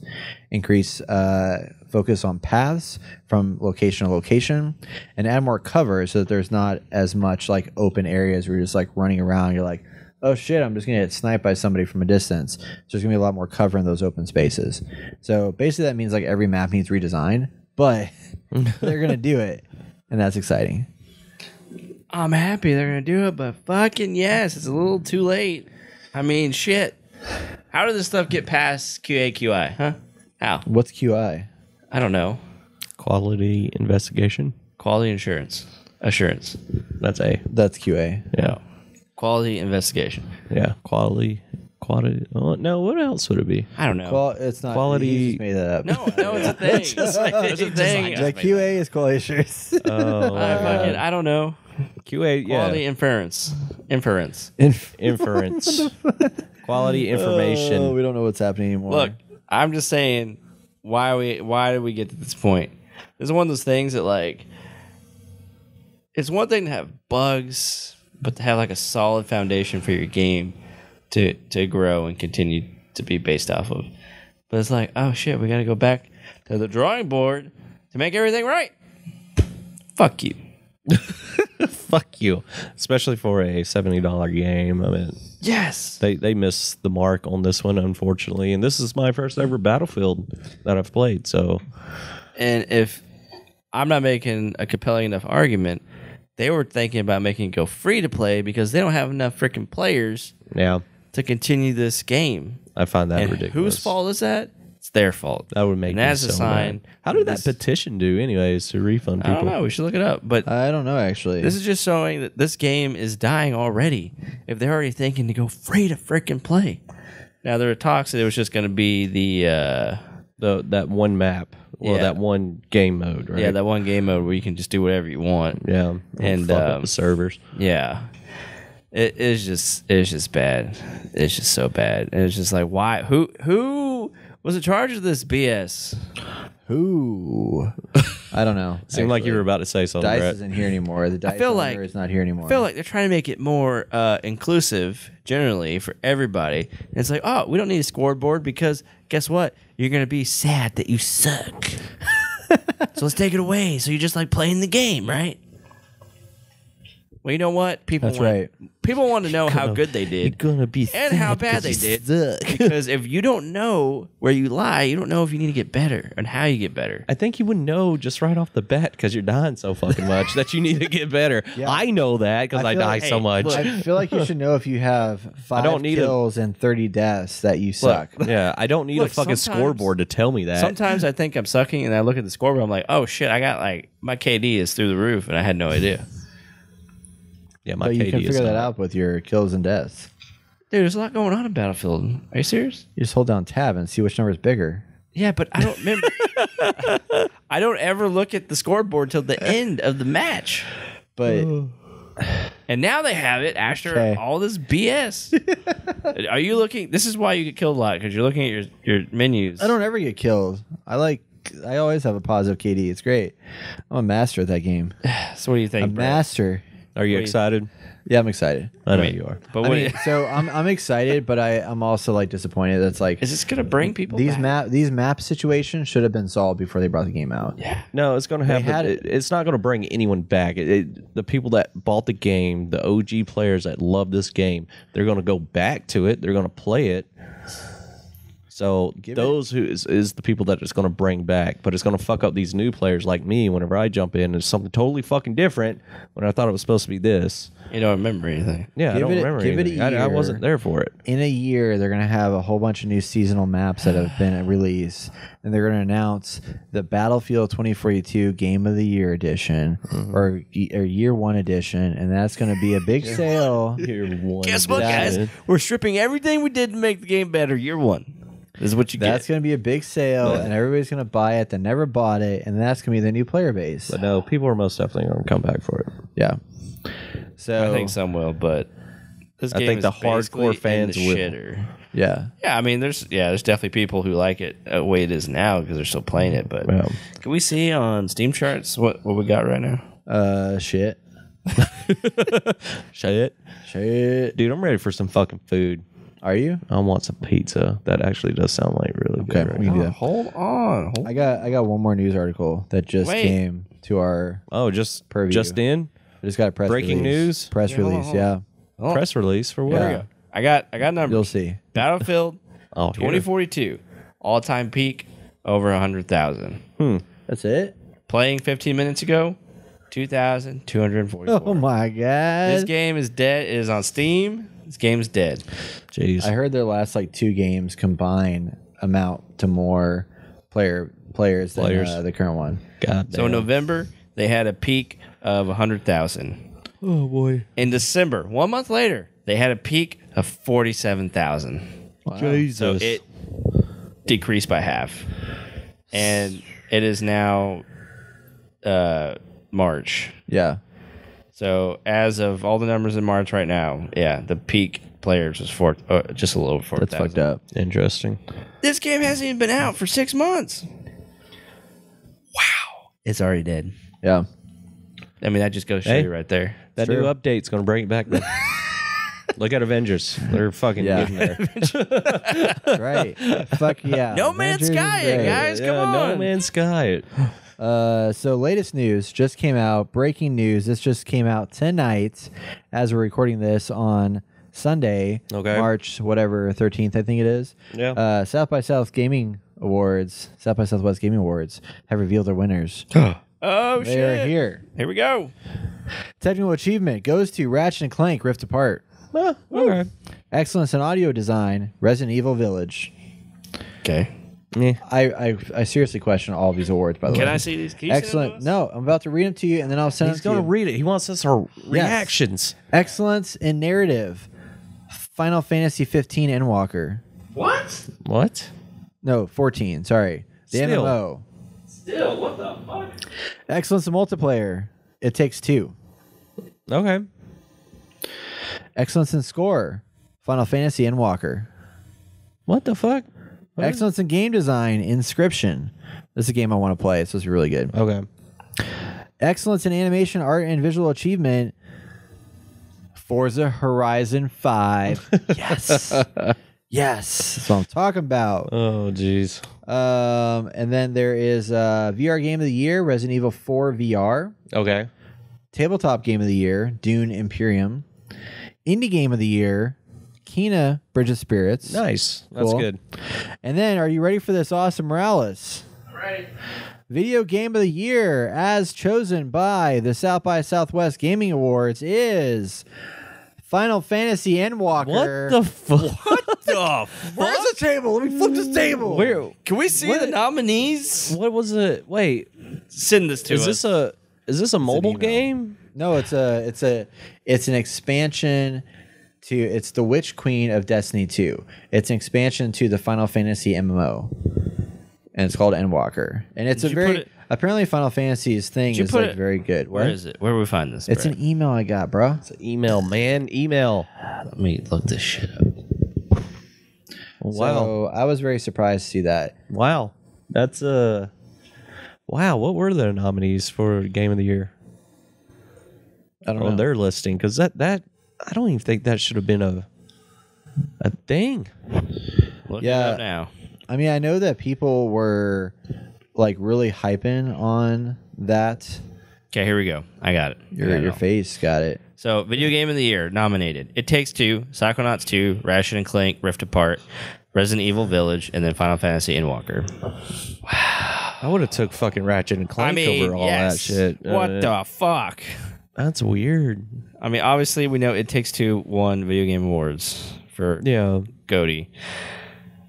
But I just feel like Final Fantasy isn't a big enough.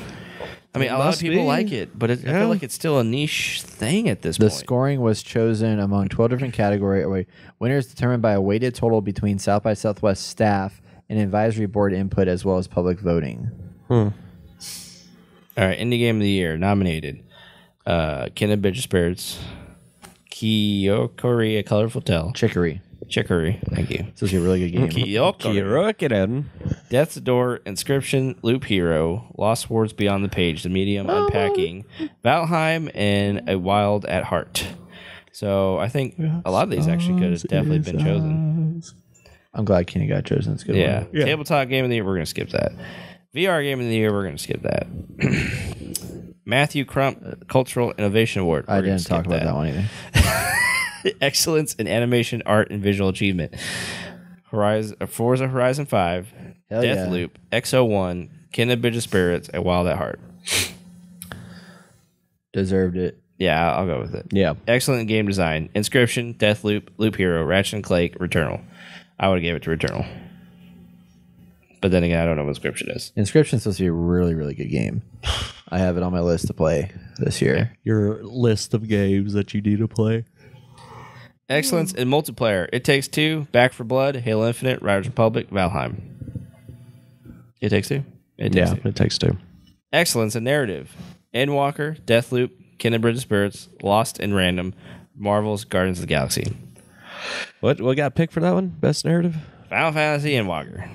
Yeah, no fucking way. It should have been Marvel's Guardians of the Galaxy. Yeah, agreed. They did not let the people from South by pick it. They let one dude be like, hey, what He did it real quick. what do you think? Oh, yeah, Endwalker. Audio design, Resident Evil Village, Forza Horizon 5, Hell Let Loose, Inscription, 12 minutes. Well, nice. 12 minutes is awful. Well, that's why it didn't get picked. Oh, my God. Well, I will say Final Fantasy Online does have 25,000 players playing right now. So Right. Excellent and technical achievement. Award to the game that pushed the capabilities of technology and programming furthest or most effectively. Ratchet and Clank Rift Apart, Before Your Eyes, Forza Horizon 5, Hell Let Loose, or Returnal. Hell Let Loose. I think I would have given it to Returnal. No? I played Hell Let Loose. That was awful. That was it, guys. Cool. Well, There you have it, folks. That is the South by Southwest Game of the Year awards. yeah. Doesn't align with ours, but that's fine. You know, Yeah. to each their own, right? Lame. Lame. Opinions lame. are like assholes. Everyone has one. So That's right. All right, that's going to wrap it up for the news this week, everybody. If you haven't subscribed to us yet on YouTube, you can watch these discussions and much more at youtube.com/gamer. We'll be right back for our topic of the show, which is all about South by Southwest 2022. And we're back with our discussion topic for this week. We have the topic of the show. And the topic of the show is what you've all been waiting for. It is none other than South by Southwest 2022. We are here. We are still in South by in Austin, Texas. It's been a wild adventure. This is our last night here. And we are going to tell you all about our experience that we've had down here for our gaming representation of learning, educating. Have met a goal tonight. We've met a goal? We met a goal tonight. We met a goal. Yes. What's our goal? Has been met. What is it? We've been getting progressively more drunk through the podcast. Yes, this is our third night, and we broke this podcast up into 3 different segments, and we come back and we're pretty drunk. At least, I mean, I feel great. I feel outstanding. Yeah, of course you feel outstanding when you're drunk. I mean, I'm sober. Yeah, I'm fine. We just got progressively more drunk. I mean, I'm fine. I don't know what you're talking about. Yeah, I'm good. Yeah. All that No, walking it's a we had good to do to time. get here. I'm not gonna lie, this experience has been out fucking standing. Seeing Good. everything. I was not expecting to have a different view on a lot of different things that happened here. So Oh yeah. All right. What was the best thing that happened? best thing that happened so Or far? most exciting or interesting? Are we jumping into it now? Well, let me do a quick Yeah, that's level fine. set, and then you can jump into it. I don't But want to jump I wanna into let, it let unless he's people gonna know that describe don't it. know exactly what South by Southwest is. So South by Southwest traditionally has always been it's like a music and film festival, but then over time they added an interactive component to it. Yes. So that's going to be technology, advertising, and things of that nature. And now gaming has been added to it. And in years past, it's been a gaming expo that they've had. That's like its own little thing. You can pay like $35 to come in and go to the gaming expo. Mm-hmm. And that's traditionally what we will get is a gaming expo pass. And there's an expo floor, and then there's some talks that happen, but not a whole lot of talks. Yeah. This is the first year that I can recall them having the amount of talks that they have regarding that. And it's the first year that they also don't have a traditional gaming expo pass. So to get in to see these events in the expo hall and into these conferences and stuff like that, you have to have the interactive badge. Yeah. So that's what we're working with right now. We have the interactive badge, and there's a lot of really interesting industry conversations that happen. A lot of free drinks. A lot of free drinks, a lot of places, a lot of food, a lot of things going on throughout all of Austin, Texas. And it's been an exciting experience. But now, Jason, tell me what the best part has been for you thus far. So the best part so far is going into the VR, AR, XR, whatever they called it, XR segment experience. of things. So Brett and I got an opportunity to play. What was the game called? Gumball. Oh, not even game. Gumball Dream. Gumball Dreams, and it was like a interactive movie almost. We actually we jumped into a VR chat scenario, and Brett and I were there together along with a third member that we didn't know, but we got to know during that experience. And what what blew my mind the most is that they had an actual actor helping us go through this scenario of accomplishing tasks and solving puzzles, and I felt like that the actor itself was phenomenal. She did an outstanding job just by going off of what we were saying. And that's what threw me off the most. Like at first, I could have swore they told me that it was AI because there was a little bit of lag time in it. But after we did it, and they told us no, they do it all through Discord and tracking it all. It was just phenomenal because you can actually, how can I put this? You can actually interact with the actor. And I think that's what I think that's the next step into movies and stuff like that. And the big topic that I like to focus on is like Netflix competing with Fortnite because that's their biggest competitor. Yeah. I feel like this is something they can compete with doing stuff like this. If they dive into Netflix, Fortnite. Yes. Okay. Yeah, Netflix most definitely could have a interactive movie. Like, let's say are y'all familiar with the movie Bright at all with Will Smith? Yeah, I never watched it, but it's outstanding, phenomenal movie. Is it really? Yes, it is. I mean, we reviewed it on my other podcast. Because it's a Netflix one, right? Yes, it's a Netflix exclusive. They're coming out with a sequel. It was what? Can we circle back to what the game was about? Oh, so what the game was about was very, very crazy strange, but you basically jump in with an AI robot, well, supposedly AI, and it was an actor telling you, hey, you got to do this and that, and you disguise yourself as an alien, and the main reason why she's doing this is to help an alien queen, I would say, Brett, right? Yeah. Yeah. So you help her because she's dying and she's trying to progress her race. So you go in there and you talk to her and she sends you off to accomplish tasks in order to get her out to orbit because she needs some kind of like battery space drive thing. And like what she would do is like there was 3 of us. We would jump in, we would talk to her, and she would send 2 of us away and then have a interaction with only 1 of us. So we did it 3 different times. So we had a personal thing with the actor. And then her playing that character, I thought that was phenomenal because there was a lot of improv involved in that. Because what are you going to say to if you're in that world and she's saying different things to you to progress the storyline? Now that is interesting. Yes, yeah. And that's what like got me hooked because I was just like, man, she's talking to me. The individual actor is talking to me, and we can only hear each other because the other guys are gone solving a puzzle. So we're having an actual a personal moment, and that's what makes it like stick. Yeah. If Netflix could find a way to have people have headsets or even a phone, like even if you just play it on your phone. Yeah. Somehow. Well, we go back to their Black Mirror spinoff that they came out with. I can't remember what it was called. Bandersnatch. Bandersnatch is where you pick the choices. It was like one of the book things where, turn the page, whatever. If they can do something even more in depth where you're actually connecting with the actor, I mean, it's going to be a lot. That would change. It will. Everything. But the big thing about this is you would have to have multiple actors. You'll have to have multiple actors, and if the actor can do a very good improv, because half the stuff that one of our guys was saying was kind of like off the wall shit, and not realizing it was an actual person you were talking to. Jason. Yeah.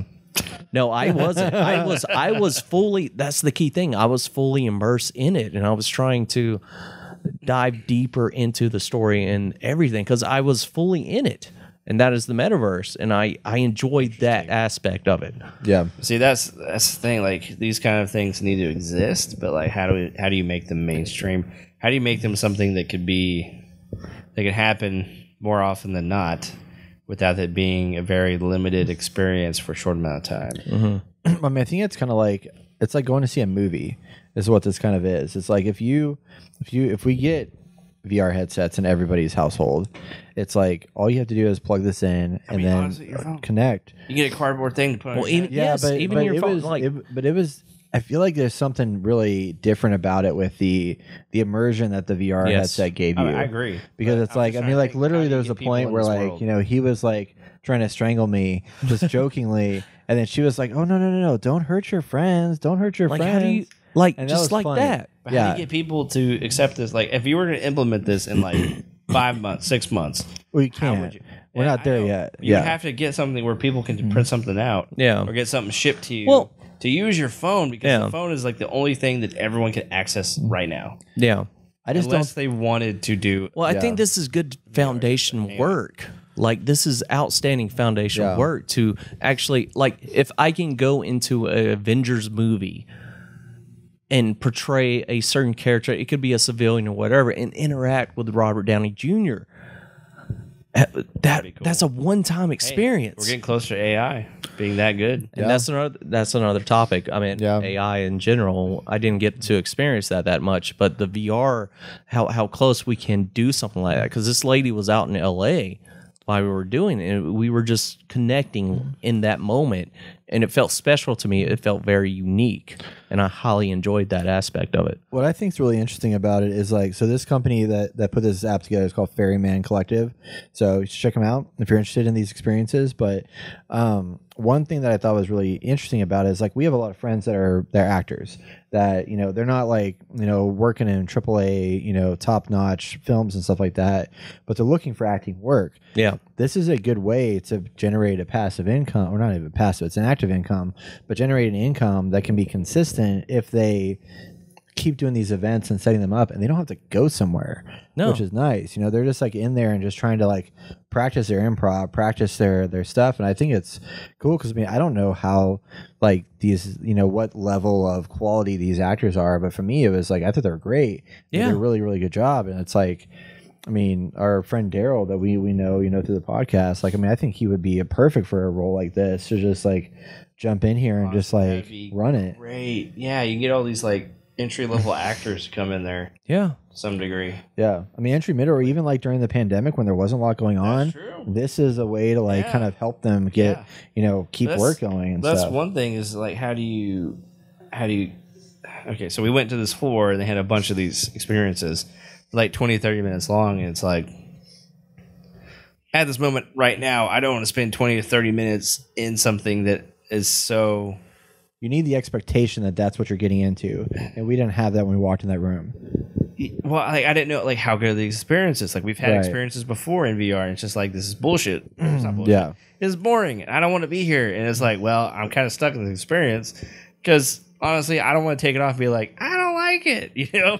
Well, that's when you should. Stuff. That's when you should I mean, take you're it off right. and You be like, should. because we need the critique. We don't need to be soft about feel stuff like Be like honest, that. Austin. People put their heart and soul into this, and But they need that. They need yes, that. But some of these experiences aren't meant for me. That's the thing. And But that feedback is still important. Yes. Because, like, you know, well, it's I don't, either... well, that's why I like thinking ahead. Yeah. Should I get into this experience?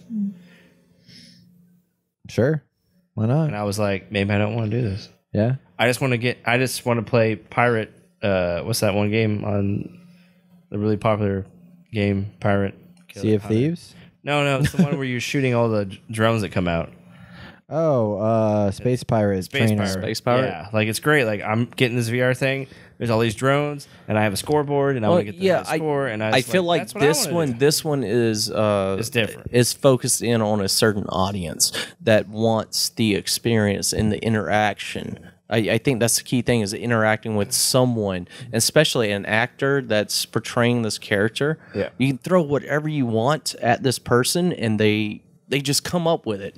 I think that's what really like blew my mind, is just they just come up with it and keep it with the storyline. Well, it's like we always have, like we've talked about, and one of the things we heard a lot over the course of this event is that in the metaverse and in this virtual world that this virtual world we're working to build towards, is like there needs to be a human connection for it to feel real and feel true.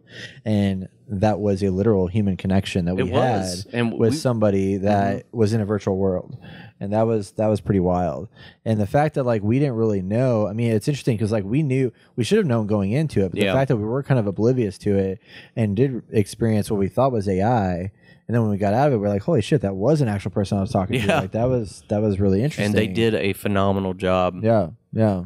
And this company is actually doing shows on the Oculus Quest 2 at certain times that you can sign up for and actually be involved. Because when I first walked up to get a feel for it, because we all kind of spread out during that time frame because there was so much going on, so much VR, that she told me, well, if you can't sign up today, we actually have shows during the week and stuff that you can just join in on. And I was just like, yeah. No, most definitely, and they gave me awesome. They gave me the card for their next showing that they're going to do. So I feel like this is a good way to introduce the metaverse into where you can experience something unique and special to your own like story. Yeah. So the metaverse has been a big thing here at South by. Yep. And it's all about how are you going to get people to actually get in the metaverse? Because right now, before I came here, it was like, I don't see how this becomes a thing in like 5 years, because the way that Mark Zuckerberg wants it to be is you get a headset. Yeah, that's Mark Zuckerberg, though. And you're in your room all day and like whatever, and you feel immersed, right? Which is not really a thing because it's different being in VR. Yeah, but something like this where there is someone else on the other side, like experiencing that, is definitely something. Yeah, that will help propel it forward, but. We're still in alpha phase. It's still foundation work on all of this. When I first got my Oculus Quest touch controllers, there was a game that came with it called Dead and Bloated, and it was the first time I ever experienced like interacting with another person in the virtual world. And it was like a shoot 'em up Western game. We were like shooting like alien monster thingies or whatever. And when I got in there, I was like, didn't know that there was the audio that was gonna be turned on when I got in, and then suddenly like the person next to me was like, "Hey, you need to do X, Y, and Z," and was like helping me through the experience. I was like, "Whoa, holy shit, this guy's talking to me!" And then soon we're like coordinating with one another. I don't know who the hell these people are. I don't know what they look like. I don't know where they live. Any of that stuff. But we were like sitting there playing like a 3-player like a boss or like a rush style horde mode kind of deal. And I was like, this is really, really interesting and unique. And like, I could see him like not only like talking to me, but like crouching, waving, throwing weapons to me. Like we could throw things to each other. Like it was not unlike anything I've ever experienced. So I kind of wish there was a little bit more in the gumball experience that we had, that it was more co-op. Yeah. Because those puzzles seemed like it was just one person can do it on their own. Yeah, because that's what I did majority of the time whenever I was doing it. And Brett and I, we walked up to one puzzle, and I was just like, oh, maybe I'm supposed to pass something on to you to solve the puzzle. So there's more co-op in it. But it turns out it wasn't. You just have to be good. So, question: what were the conversations between the lady? Oh boy, let's get when into y'all that. Left. So one person would leave. Yep, and one person would stay behind. Yeah. Brett, what was the conversation that you had with her? Well, I thought it was when I first got there. I thought it was interesting that weren't y'all talking about love? Yes, we were talking about love, and that was interesting. And our what drives me. Yeah, it felt like I was sitting down on the couch with a psychiatrist at that point. Like no shit, that's kind of weird. They were getting deep into it, and these clowns were taking forever to solve the goddamn puzzle. So we were talking for a good while. Well, I mean, what the hell, Brett? It wasn't my fault. My partner was struggling too. So we solved it. But no, she asked me about passions and stuff and what I do for a living. And so I said, I work on a video game podcast and advertising. And she's like, games are so whatever. And just like said stuff about that. But then we're in a game. She was saying about how she kept the character she was of me, and how amazing I am, and she could tell as soon as I arrived that I have a very kind, polite soul that is just a very, very good soul, good person. And I was like, you're right. Wow. That's what happened. That's what happened. I didn't actually say you got her number, but it was cool because again, I thought it was an AI for a while. I was like, fuck. Okay. Yeah, and that's the key thing. We thought it was AI doing this because there was a little bit of a lag time in that where the voice would pause a little bit and all that jazz and try to you were thinking that it would compute what you were saying and go from there. So, but I still feel like these are experiences that you have to experience at events like this. and it's Like, a one-time experience. I mean, it's just you can't. I mean, these aren't ready for the mainstream or prime time or whatever. Like, I feel like you need to go to some arcade thing and they have a VR set up. I don't know, like, man. An actress. I could easily see Okay, so myself. how do doing you this make from money? home. How do you make money off of this? You can't right now. You Well, can't make that's money the thing off I of want to this. mention is that you can sell. So in VR chat has a system like Roblox where you can sell a game within the platform. So they can. I don't know if you have to buy it in VR chat, but like I would assume that they probably put some kind of monetization to it. But the problem is there any replayability in this thing? And I don't think there really is. really. It's like after the first. I mean, you're going to be doing the same things. You'll have different conversations. Yeah. Maybe twice. But that's the same But- thing with every fucking video game. Yeah. You have if they can introduce different outcomes, Yeah. then yes, but you can always have that different conversation. Well, for example, if you're playing Mass Effect and the guy tells you can either do this or that, but what if I don't want to do this or that? What if I want to go this route? Be a fucking wild card. Yeah. Well, we How have will to the have- actor play off that? We have to have boundaries for the game. Just like all games, there are boundaries. There's like, this is the story, and we're going to head this direction. But I And think at this, some point, yeah, you can deviate the path left or right, or 3 different paths or whatever. yeah. I don't know where we're. See, we're so early in the game. Like, that could be possible with AI. Yeah, with AI and stuff. Yeah. But I just thought it was a very unique, special moment in a actual video game like world to do that. Yeah. And I felt it. I thought it was outstanding. It was really cool. I mean, like I was hesitant to do it because it was An hour hour long long. commitment. But once we got into it, I was very glad that I did because it was fun. It was enjoyable. It was I paid different. a mini in the time you guys played that I game. know, right? Yeah. All right, so let's pivot to something else. So let's just generally like we saw a bunch of talks. Can we talk about Godwanda real fast? Yeah, sure. Let's talk about Godwanda. So yeah. Godwanda is the one that me and Brett played. Yeah. And these people spent 5 months in this rainforest. And this was another VR experience. Yeah. They spent 5 months in this rainforest in Australia. Mm-hmm. That's a long freaking time to spend in this rainforest. So they create a game where it starts off as like a full-blown forest, but then over time, it starts to degrade to represent global warming and how it's destroying rainforests like it. And The progression of the world. yeah. Yeah. So every time someone comes in, they help extend the life of the rainforest. So it's a VR game, very simple. You walk around, you can look. There's a timeline on how long the forest has been alive, and every 15 minutes, a year goes by. Wow. Yeah.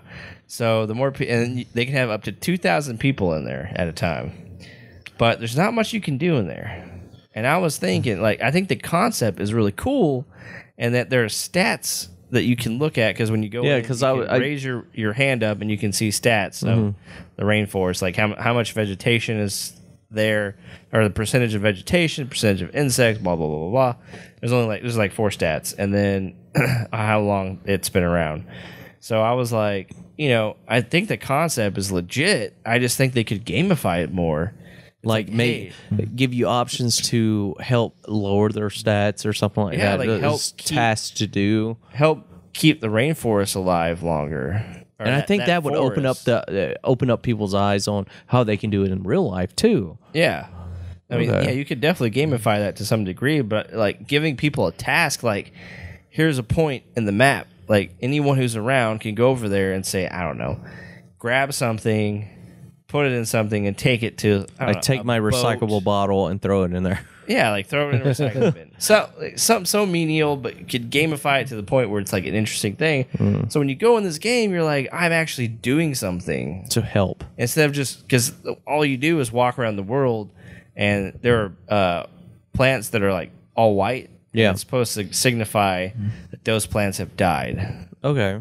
So it's interesting. that's what that meant. Yeah, that's Okay. what that meant.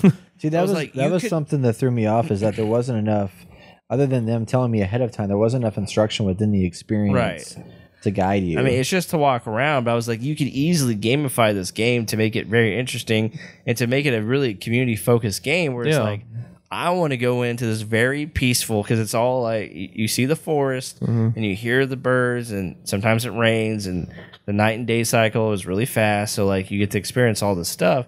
There's no birds or animals, but I think that's something that could be added later that you can watch. Well, apparently there was supposed to be animals in there. I just never saw any. I never saw any. Yeah, because there was like I mean there was like a little percentage marker of like, oh, there's 10% birds in there, but I think over time they eventually get there. Well, I think it's just like what it is. Well, she told me the lady told me we could interact with the animals. Oh, really? Yeah, there's like I don't know if you could like talk to them or anything, but you could like see them in the world and whatnot. Yeah. So is this game like out for people to play now, or are they still in the beta phase? So yeah, they said they're going to release it in 2023 is what they're aiming for. But no, I kind of agree with you on that, Austin. Is that I think that would help people be more aware of what's happening in the world, like actual world, and what they can do to help. Yeah. And if they just implement that, that'll be. I think they have a good selling game right there because from what I saw, make it fun. Yeah.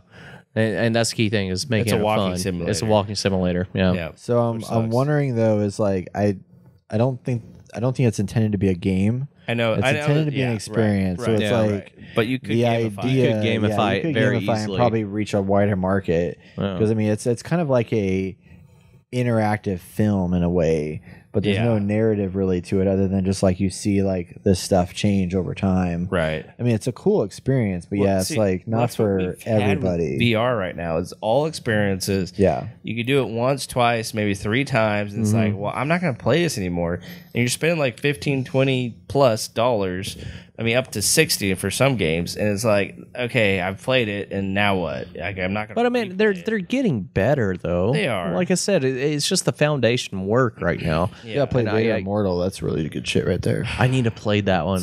See, I'm just like, why do I need to give me a reason to put my headset on?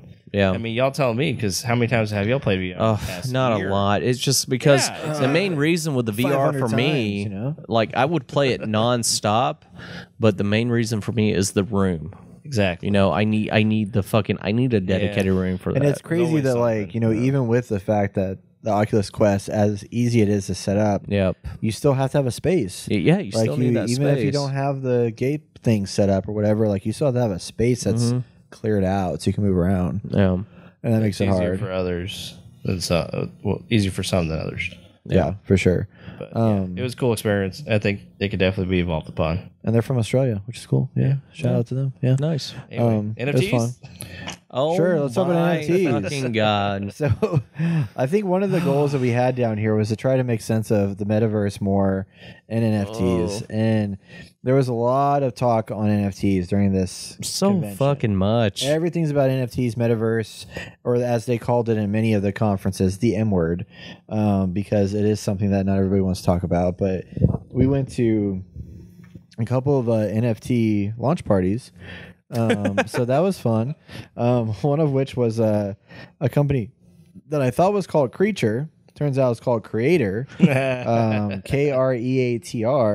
and they are bridging the gap between real world physical art and NFTs. So when you buy the NFT, you get a physical art piece that also is minted on the blockchain, and you get a certificate of authenticity that says that as such. Pointless. Yeah. They were $5,000 and above. Yeah, pointless. So, I don't know what you do with them once you. I mean, if like I don't know what would happen if you sold the physical art piece. Yeah, but you retained the blockchain ledger thing and didn't sell that. I don't know. What do you do with that? I don't know. You sell the blockchain ledger, so you get money off of it. I know, but what if they didn't?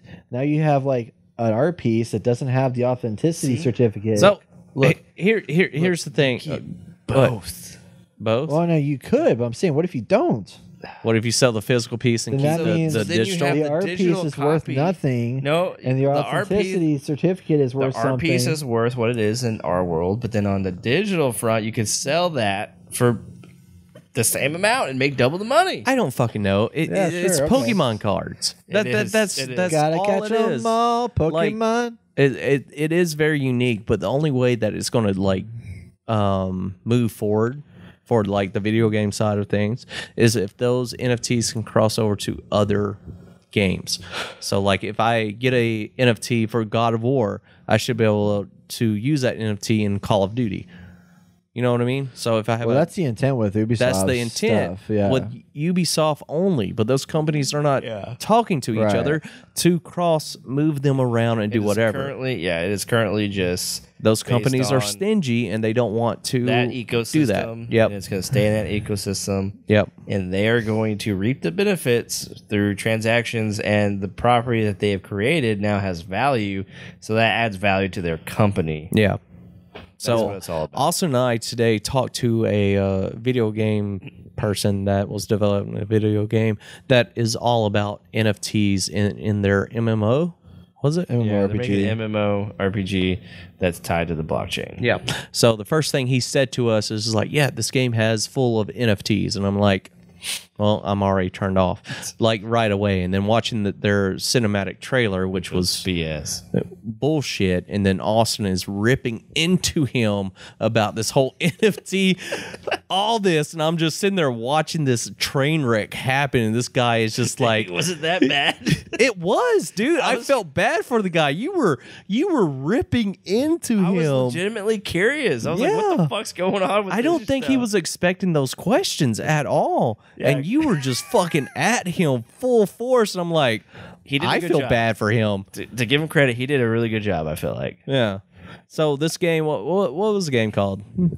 I don't know. Elding something? It was called like Ether something. Ether Rings. Ethers of Eternity or something. Ethers of Eternity, yeah, something But like that. like the first thing he said to us, yeah, we have this new video game coming out, and it's going to be NFTs that you can get, and it's only in game and all that jazz. And Austin's just his eye. It's pay to play. There you go.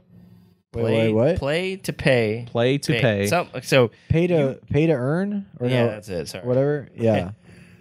So you go in this world. It was and you're gonna glorious. do stuff like MMOs do. Or play to earn. Yeah. Yeah. So you like, gain resources and you make gear like most MMOs. And with that gear, you can use it or you can sell it on their marketplace, and they're going to have a transaction fee. So say it's like worth $10 Ethereum. I don't know, whatever. You can put it on the marketplace. Someone will buy it for $10 Ethereum. And with that, there's going to be a transaction fee. So they take some of that transaction, which I feel like there's so much of that happening right now that they're trying to push is going to die out real fast. Well, what I wonder is like, how are they combating the same problem that New World just had, where like the way They're not. because like in New World, It's not gonna be. It's not. Go ahead. What are you gonna say? yeah. So in New World, what they've done, what the problem they ran into is that it was so hard to get new weapons or to get money that people didn't want to spend money on things, so they were just like selling off stuff for like nothing. Yeah. So with that's a closed economy, and they didn't have enough in-game. They didn't have enough money in the in-game side in order to fuel what they have put up, like the houses that you had to pay taxes on and stuff like that. So with this, it's actually based on Ethereum. So we don't know if they're going to have houses that you got to pay taxes on. You have a game. But I assume they wouldn't, because the whole point is to create, have these products in their game, like weapons and armor, Yeah. to have actual real money value in cryptocurrency. Which, now that I keep talking about it, sounds fucking insane. Like Austin, I'm not going to pay someone. I enjoyed $5 for an armor watching piece. Austin. I wish I could just record it because Austin was ripping into this fucking poor intern, because I'm pretty sure he was an intern, about all this shit, and he was just fucking over his head. And I'm like, all right, this game is going to fail.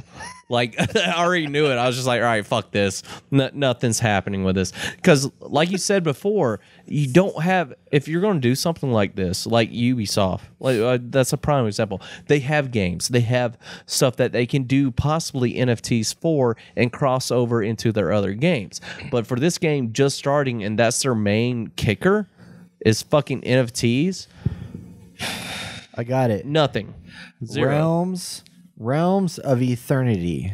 Yeah. Eternity. NFT. NFTs. But yeah, this game, there's no fucking way.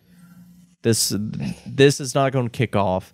And Well, see, this is the thing, as all these companies are trying to do this right now. yeah, They're literally companies. trying to do This one right here alone, for them to have their own booth and like trying to get people into it, there's no fucking way that we're going to see this game at all. So you need a game that's going to be successful. There you go. So sadly, you're going to have the major players Yep. be the ones with these closed systems where their products or skins or whatever hold value on the blockchain, because these new games that are coming out haven't even proved themselves to be a viable candidate to put your money into. I know it's got to be a good game first. Yeah. Yeah. And that's the thing. In the pamphlet that I pulled out earlier today, it has like 4 or 5 classes that they're launching with, and they were like, there will be more to come. And I'm like, that's not right. People want to have the choice of classes. They want to have the choice of who they can be and who they can play. And And that's the biggest downfall. Yeah. Even with the major players, because there's always updates, there's bugs, it comes out incomplete. So it's like, why would I want to invest any of this into that game yeah, and tie it to that? Yeah. Because it's not like you can do a buyout where it's like, oh, I'm going to leave this game, so can I sell all my stuff back to the publisher or developer so I can get my money back for what I have? right. No, they're not going to do that. Your money's going to stay in the ecosystem, and that's it. That's it. Fuck that shit. Mic drop. Yeah. Was there? I guess we should wait. No, it's fine. Okay. What do you got? Bye, Austin. What was your like hands down greatest moment so far in this, besides getting drunk with me and me scaring you? Oh, that was the worst moment. No, I'd say, oh gosh, probably my favorite thing was, I mean, this is gonna be weird to say, but not gonna lie, I was pretty fucking blown away by that Ghost Land Observatory performance thing last night. The fluff party. Yeah. Oh my god. Fuck off. But well, you just asked me what my thing was. I know. I guess so. Go ahead. Yeah. Continue. Okay. So it's not necessarily gaming related, but we went to this party called the Fluff House Party, and it makes you laugh. It's silly. It's just a weird thing overall, but they have this like Radar, NFT, Pixar shit. these NFT collectibles that they've made that are like bunny rabbits of different style and stuff that are going to be part of the metaverse in some form or whatever. And they had this big ass party. I don't know who backs them. I don't know where the money came from to fund all this, but it is a big ass production. I mean, it's a whole freaking block that they took over. Yeah. And they also have they created the first what they call, so I looked this up last night after we got back, so I was curious to learn more about it.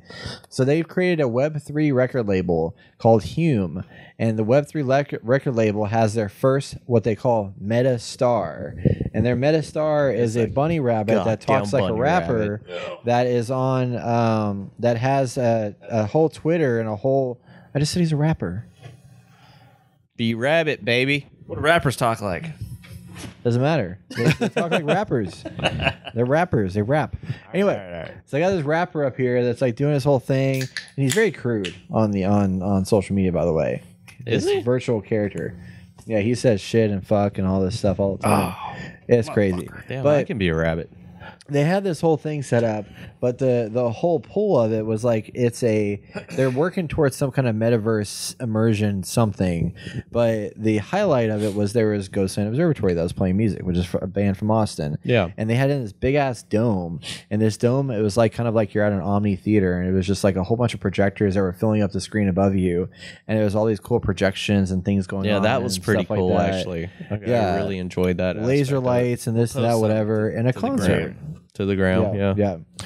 But it was a really, really interesting experience. And I've been to a shit ton of concerts, but like that was the first time I've been to something where I was like kind of like jaw dropped for a moment. Yeah. So I didn't know what to expect walking in there, Yeah, and I I was agree. like pretty jaw dropped. Yeah, no, it was good. Yeah, and it's interesting because it's like there was a comment, like I could see if they were doing something with the visuals up there that created this like immersion, like if it was theoretically, if they did do that bunny thing as a full actor, but if they did like something that wasn't like stupid and silly, like I could be pretty convinced if they had like that music and the whole like sound, everything around you and the visuals up above, like Yeah. that could be a really interesting experience I would pay for to like- see for like a metaverse immersion. Yeah. Well, like I was talking to Austin about it, what they should have done, in my own opinion, and this has nothing to do with gaming or anything, but like with the Tupac thing when they did the hologram, if they would have did that with that fucking bunny, I would have probably lost my fucking shit. That would have been cool. Yeah. And the big thing about this fucking bunny is like a lot of people know about it, and I had no clue about it. It's like they He's almost got like worshipped him. 5,000 followers on Twitter. Yeah, and That's like, not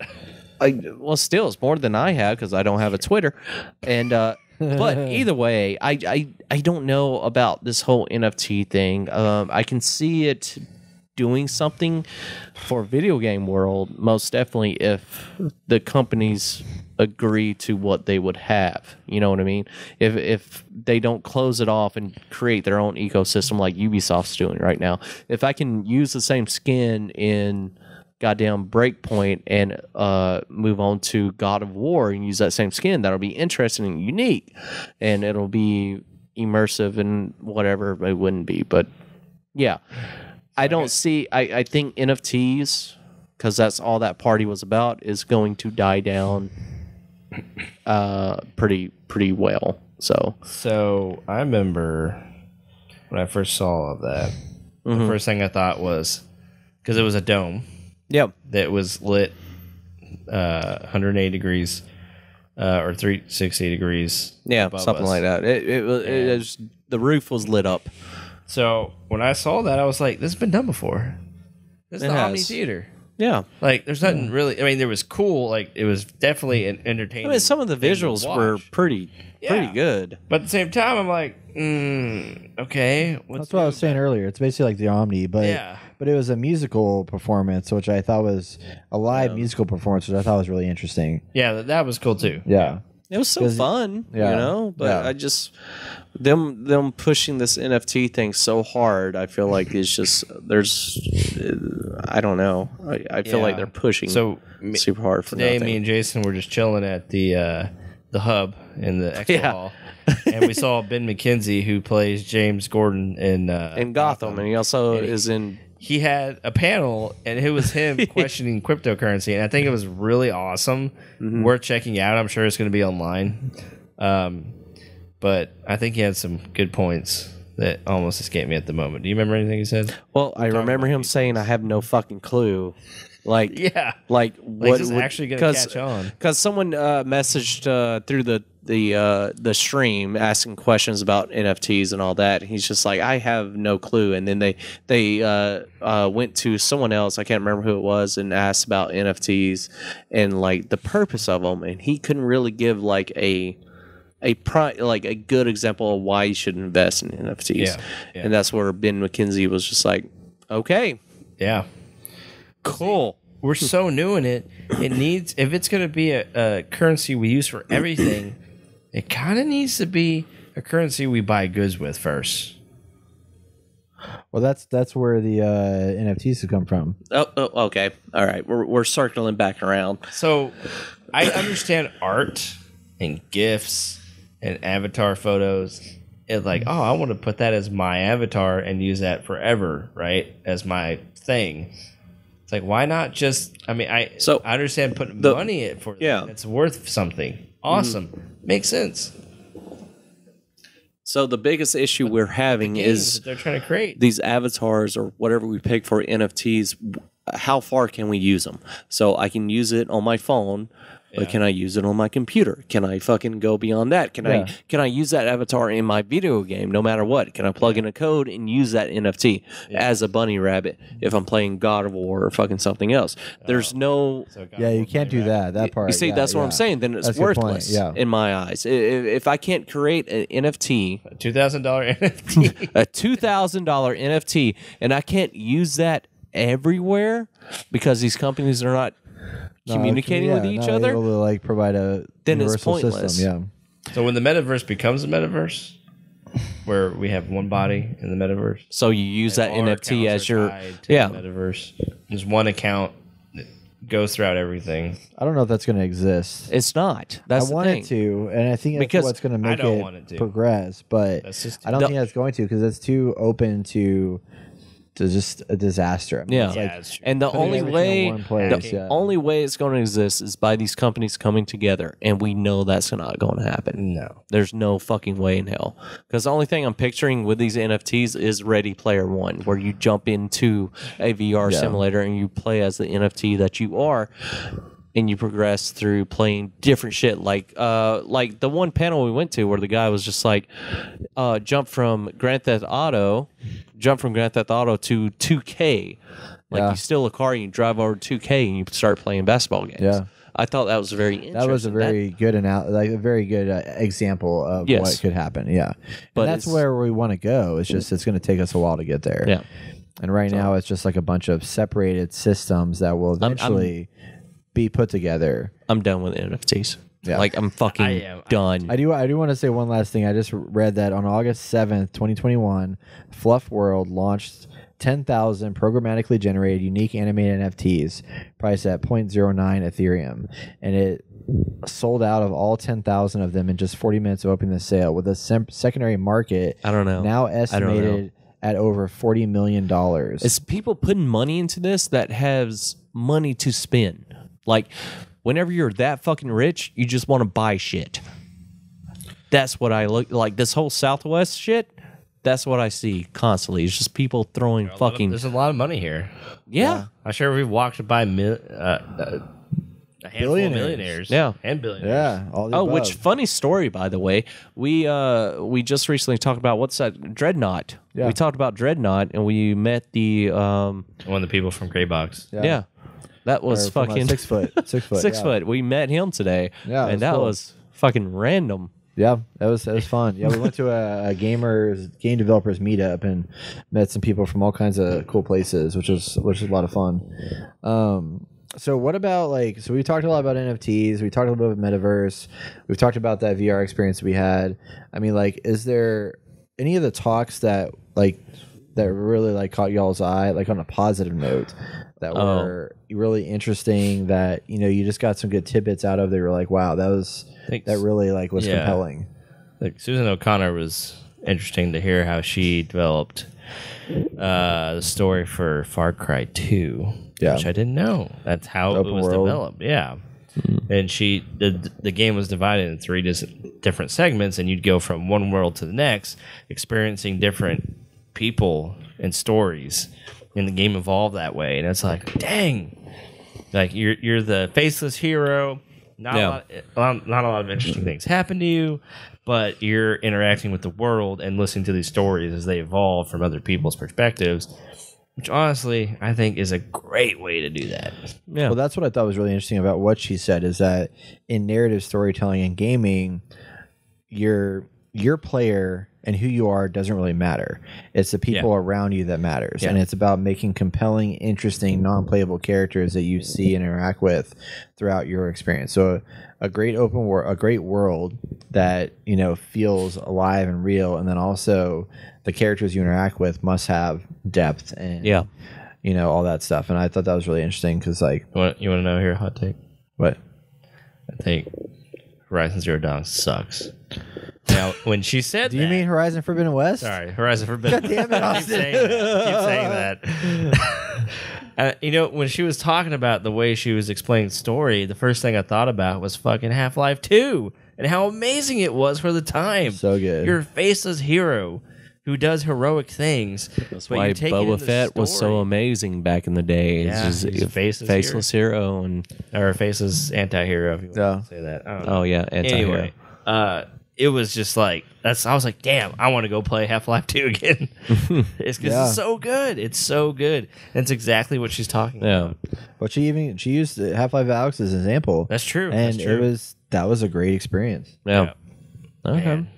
Did you get to play it? You haven't played it yet. No, I need to play it. I was going to play it. Incredibly immersive. Yeah. Yeah, that's why it's one of the top 5 most immersive games I played VR. I don't need to play it. Yeah.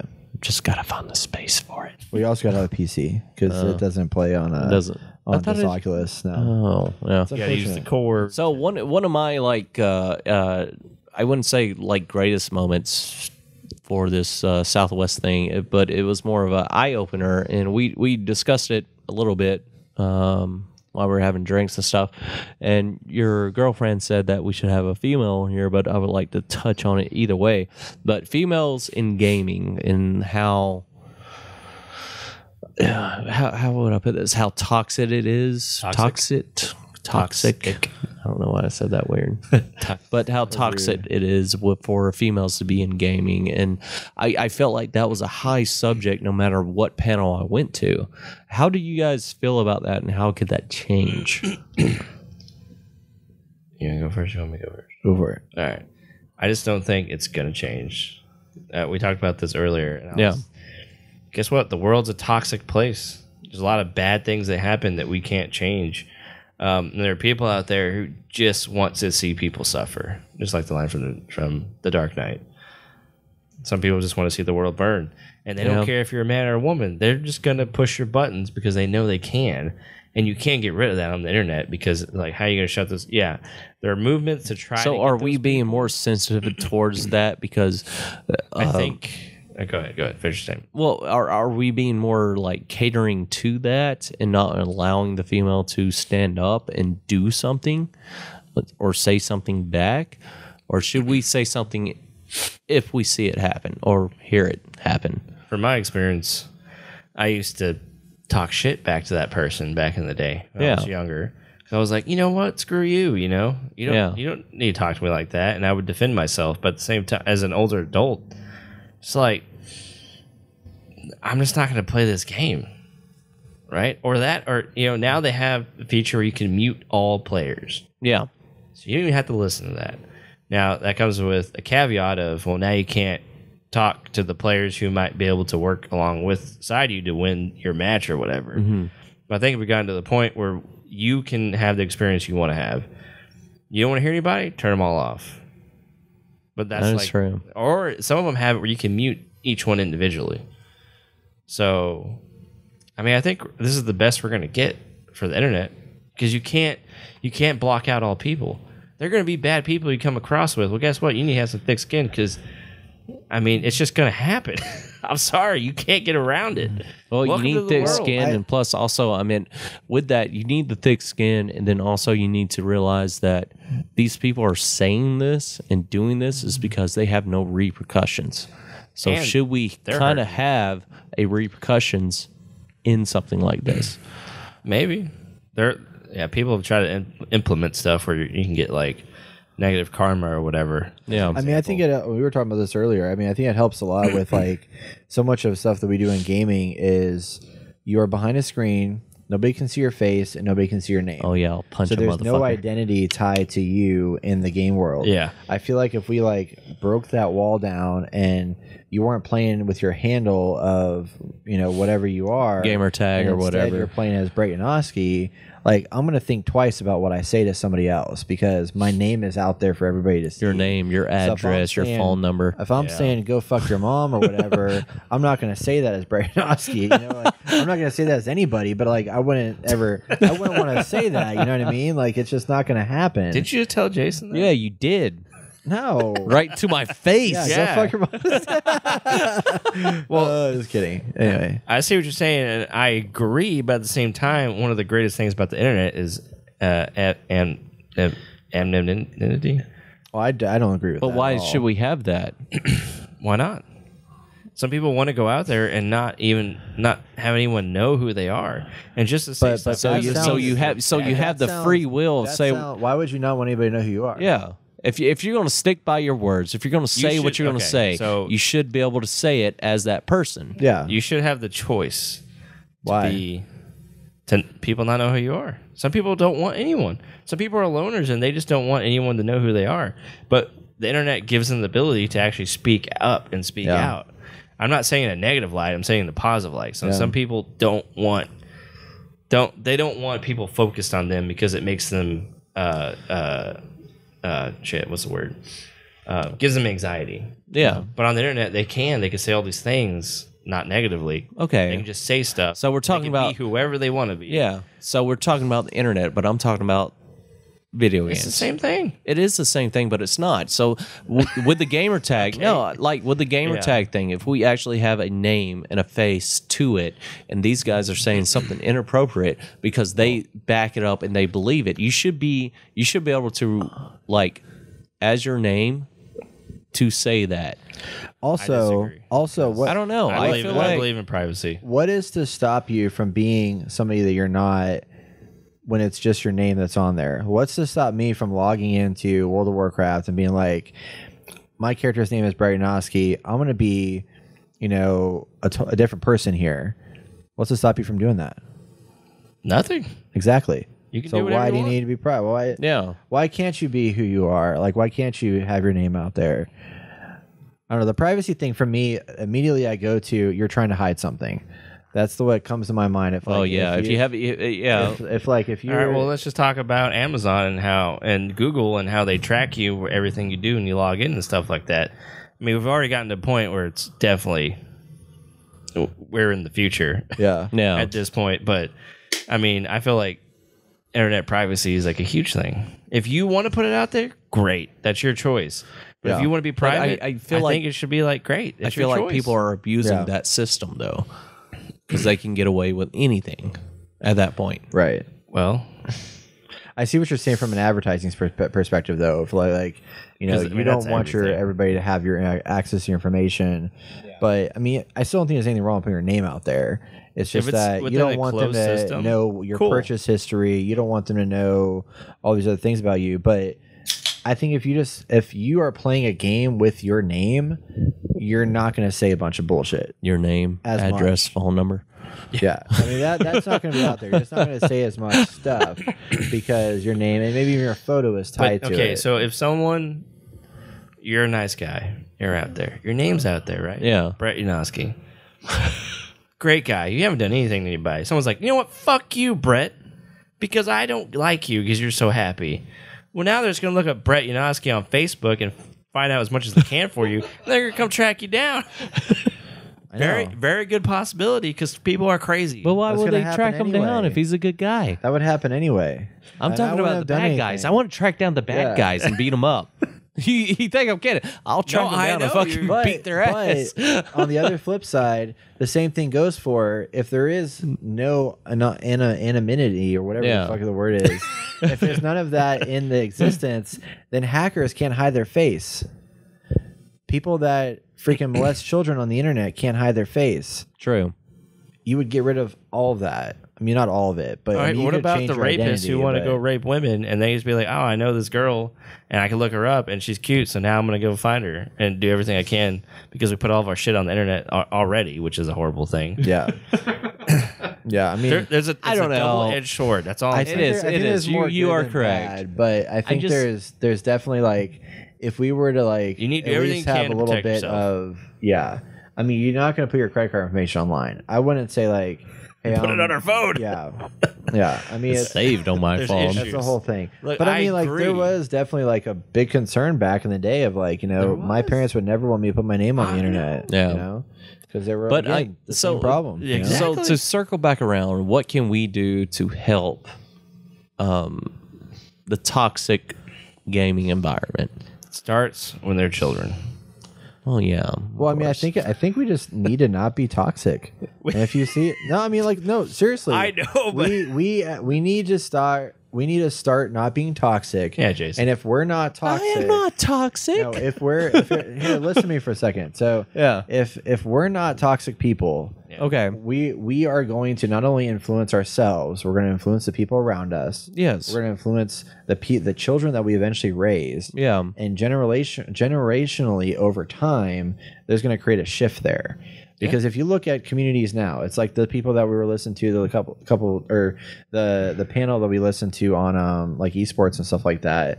There was a series of people up there of all kinds of different diversities. I mean, there was a female, there was people of different color, people of different races, all that stuff. Yeah, all those people had mentioned at one point that when I was growing up, there was nothing to represent me, and now there is. So that's a generational shift that took place. Okay. So it's getting better. It's getting better. It's just that as time goes on and as, baby boomers, for example, like they grew up in the time of segregation. They grew up in the time of all this stuff being where there was like a white school and a black school and those different types of things. But now it's like, I mean, you don't say that stuff. You don't say a bad word to someone. Like, you respect and appreciate people, and the younger generation even more so is doing that, because it's like, it's in their media, it's in their, you know, it's in, they're kind of like being like inundated with this information of like, you know, generally like, don't say bad shit about other people that aren't like you, you know, and you know, respect those people and stuff like that. So I think over time, it's just going to keep getting better as long as we don't go down another path and just be like, oh, let's just erase everything we've ever done. But I think we're better than we've ever been before as far as like diversity goes. We are improving. I just want it to be more acceptable, right, for everyone. Yeah, really. Yeah. And what I love the most, and I love talking about this, is like you see these Christian people out there promoting, oh, gays are bad, going to hell, and all this shit. What the fuck? Doesn't Christ say, you know, treat others how you want to be treated? Exactly. Like, what the fuck are you doing right now? I love that. I love that so much. It's fucking stupid. Yep. Like, how are you going to come out here and hate preach the whole time? I know we're going like way off subject, but like, how are you going to come out here and hate preach the whole fucking time? Yeah. When your God is supposed to be all forgiving and love everyone, and you want to come out here and do this? Yeah. I'd rather go fucking listen to Homeless Joe instead of your fucking asshole. Yeah. So, well, to reiterate my point, you're right. Everything you said was right. We're in a better place. Yeah. But I do feel like people over-exaggerate everything. Well, okay, that's a bad term. What I'm saying is, you're still going to get the shitty people who are out there and going to try to push your buttons. Yeah, true. You just got to be ready for it. You're an adult. Come on. Yeah. Like, if you let these things affect you, you got some more growing up to do, because that's the issue. It's but like, whenever you know how many times someone has told me, fuck my mama? Too many times. I'd be a millionaire at this point. Jason, 5 times tonight. 5 times tonight. But if it's towards a woman saying, you know, you should go make me a fucking sandwich or something like that, where's the line then? I mean, yeah, you should probably step up and be like, look, man, we're all here to play a game. But where's the line of shit talking and not shit talking? I don't. Well, I think we know where the line is. We just don't do it. Yeah. And some people don't have that capability to just not do it. And those are shitty people. And we all know. Well, and I think too, don't it's give them like, the time I think of day. wasn't you just saying something about parenting or whatever? Or was it you?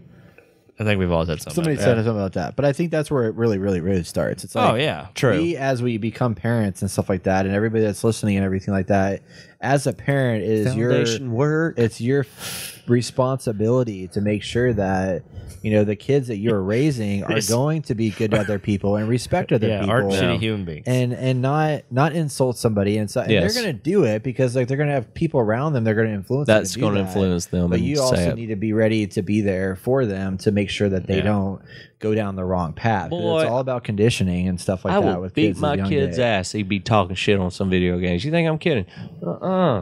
Oh, fuck your mother. Hey, Done. I already knew that.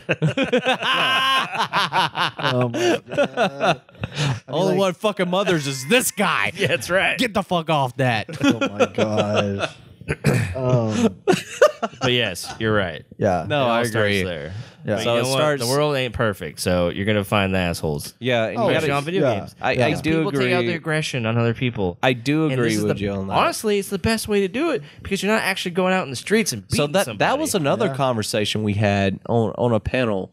Were you with me? Oh yeah, it was today during the meetup. Is talking about how video games is actually helping society more than what the media is pushing. Is like it's promoting school shootings and all that jazz, but it's actually helping people to de-stress. They come into a video game world and they lose reality to what's happening around them. Right. And it helps them de-stress and decompress. And I highly, highly agree with that, in my own opinion, because that's how I de-stress, is either working out or playing video games, because I can escape reality for just that hour or 15 minutes. It's or just 10. If we're trying to get platinum and Rocket League. Rocket League. But it does help. I do not agree with the aspect of people are saying that video games is the issue. I think video games is the reason to like escape things. So, Yeah. I agree. So I think we can close that. Well, last thing I think we need to talk about. Oh boy. We saw the man, the myth, the legend, Who? Reggie Fils-Aimé. Yes, we did. Oh, Give a shit. talk. And I feel like we just got to at least just give our impressions on like the man, Reggie Fils-Aimé was the president of Nintendo America. And For now 10 years. he's for 11 years, something like that. Yeah. Now he's writing a book. He's got a book coming out. Phenomenal story. And it was a really cool I wanna read it. timeline of like just his history. And what'd y'all think? Oh, fucking Oh, I loved loved it. That guy's it. the man. He was outstanding. How he described his upbringings and then his storyline of not storyline, but his life with Nintendo and what he did to do a lot of different things. And Nintendo was just he is a smart man. he is, and it was phenomenal. It was a good He had mentioned that that people were telling him don't get Nintendo because PlayStation's on the rise, Xbox on the rise. Like you're not gonna be able to succeed there, right? Like it's on the downtrend. He's like, I'm gonna go in there because I want to. I love it. And I'm gonna make them successful. Yeah, and he made them successful. it was one of those. What are those stories called? Just like the oddball character just coming up and rising to the top. It was just phenomenal, and I felt very inspired from listening to his story. And what I loved the most is what he said about Facebook. Brett loved that. Oh, and man. He basically said Facebook is That's his best moment of South by Southwest. I'm surprised he didn't say that. But it was just. What did he say? What did Reggie say? What did he say? He said like that Facebook is just it's They're not just- an innovative company. yeah, exactly. That's exactly what it was. And like I was just like, he's totally right.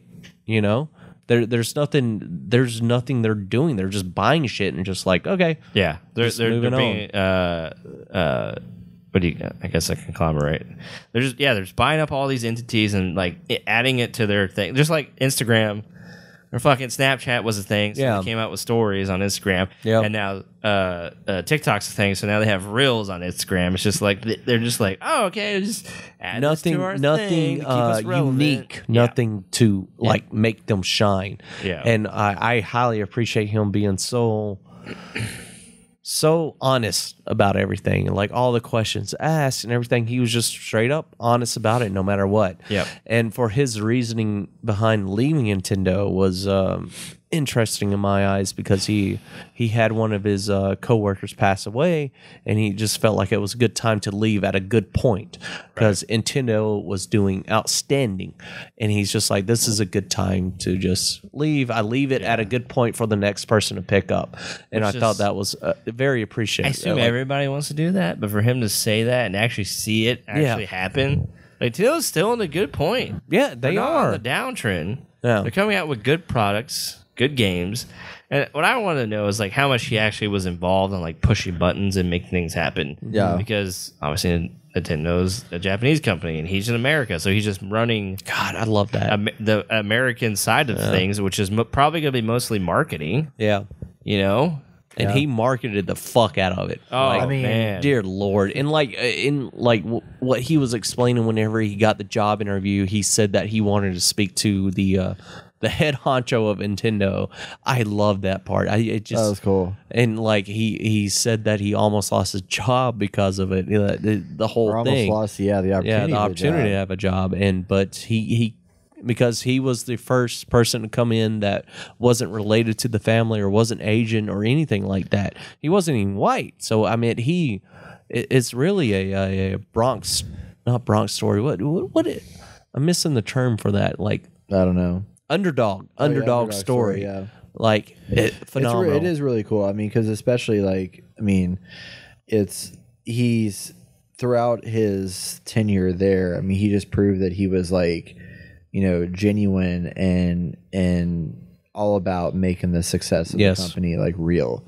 And I mean, we've seen it happen. I mean, he started with the DS and then he made his way through the Wii, and then obviously I wish somebody had asked him a question about the Wii U generation to see what his thoughts was on that. But I do fundamentally don't think that if the Wii U hadn't happened, that we would have gotten the Switch. Oh yeah, I no, think most had to be definitely. like It a had stepping to. stone It get was there. good.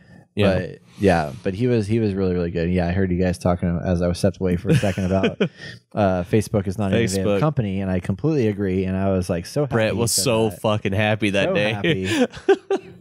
'Cause it's true. I mean, it's like it was interesting because he's not fully invested in the metaverse yet, and he's like, Facebook's not going to be the one that's going to do it, and I agree with that. And he said the next step to the metaverse is AR.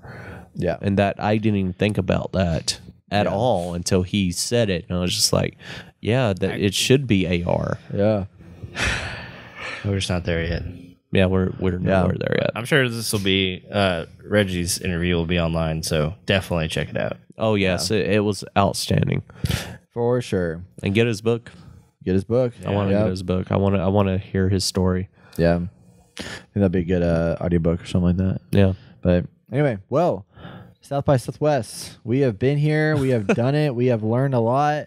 We've had a lot of discussions. I think we're still unsure about the NFT marketplace, but I don't know. I mean, I know what I feel about it. How do you guys feel now about just the metaverse generally? Like, do you feel like you understand it more, or do you feel more confident about it now, less, or the same? Oh, so I have a completely different outlook on it now. After our experience, yes, I have a different outlook. Because if I can go before I thought it was fucking straight up shit and garbage. I was just like, I don't understand the point of it. But if they go into the metaverse with like movies and stuff like that, and I can have a one-time experience with an actor that's trying to basically improv everything that I'm saying to them, yeah. That's a one-time experience that I only get to experience. No one else, because they're not asking the same things. They're not responding to the same things or doing the same things. And I think they can expand on that a little bit more. This was just a foundation work to what Brett and I experienced. So. Yeah. I mean, we're not there yet. Well, clearly, yeah. We are not there yet. So your position hasn't changed. You're still like, what are we doing? All these NFTs and the fur house we went to. Oh yeah, the NFTs is I'm bullshit. like, what the fuck are y'all even doing here? Yeah, NFTs is sure, bullshit. they made 40 billion or whatever, how much money they made. You said 40 million. Why? Oh, why? Yeah. Rich buying people this? wasting fucking money. Who's buying these things? Teenagers? They can't gotta afford at least- that. I know. They at least have to have been people who have cryptocurrency are probably the only ones who are buying these things. Yeah. Content creators that made a bunch of money How about on you, Twitch. Brett? Think about it. Okay, so these things are worth X amount of money, $2,000 USD, right? But in 5 years, if we start moving closer to that being the norm, Yeah. are those going to go up in value or down in value? Honestly, I don't know. But you would think all the newer stuff might have more value. That's, I mean, my concern, I agree. Yeah, because like I feel like the benefit of the NFTs is in its scarcity. And right now there's 10,000 of those bunnies out in the world. Yeah. But who's to stop somebody from coming out with 10,000 better looking bunnies that then makes the previous 10,000 bunnies just like worthless? But that could happen anyway. I mean, because if you look at Capitalism. trading cards, that's what happens. Every year there's a new set of trading cards that comes out, and the other ones get shitty, and the new ones get better, and it just goes that way. So it's not much different. Pokemon, gotta catch them all. Yeah, they bring out a new set of fucking Pokemon every year. But if you look at Magic the Gathering, you have cards that are worth over $1,000. Or I mean, the first 10,000 of the Fluff World NFTs might become Okay, super fuck rare. off. I don't care anymore. Because they've been around. Bullshit. Anyway. It's bullshit. We'll be an old man be like, I was there when they first got started. That's They right. should've bought one. Hell yeah. God dang it. God. I missed out on your loop. The Metaverse, though, I am. I think I'm about the same, but I've been excited about it and looking forward to the potential of what could happen in it. I don't think it's gonna be something where we're gonna immerse our lives into it or anything like that. But I could see people jumping into it to have an experience like these concert things where you can like put on a headset, not to go somewhere to experience that with a bunch of people around you and all that stuff. And I I think there's a possibility there. But one of the things that one of the guys mentioned at one of the talks I went to was that they just got to solve the movement aspect of it, and that's the biggest like holdback now. So like if they do what Reggie said, which is like all in on AR, that's great. But the AR technology still has a long way to go.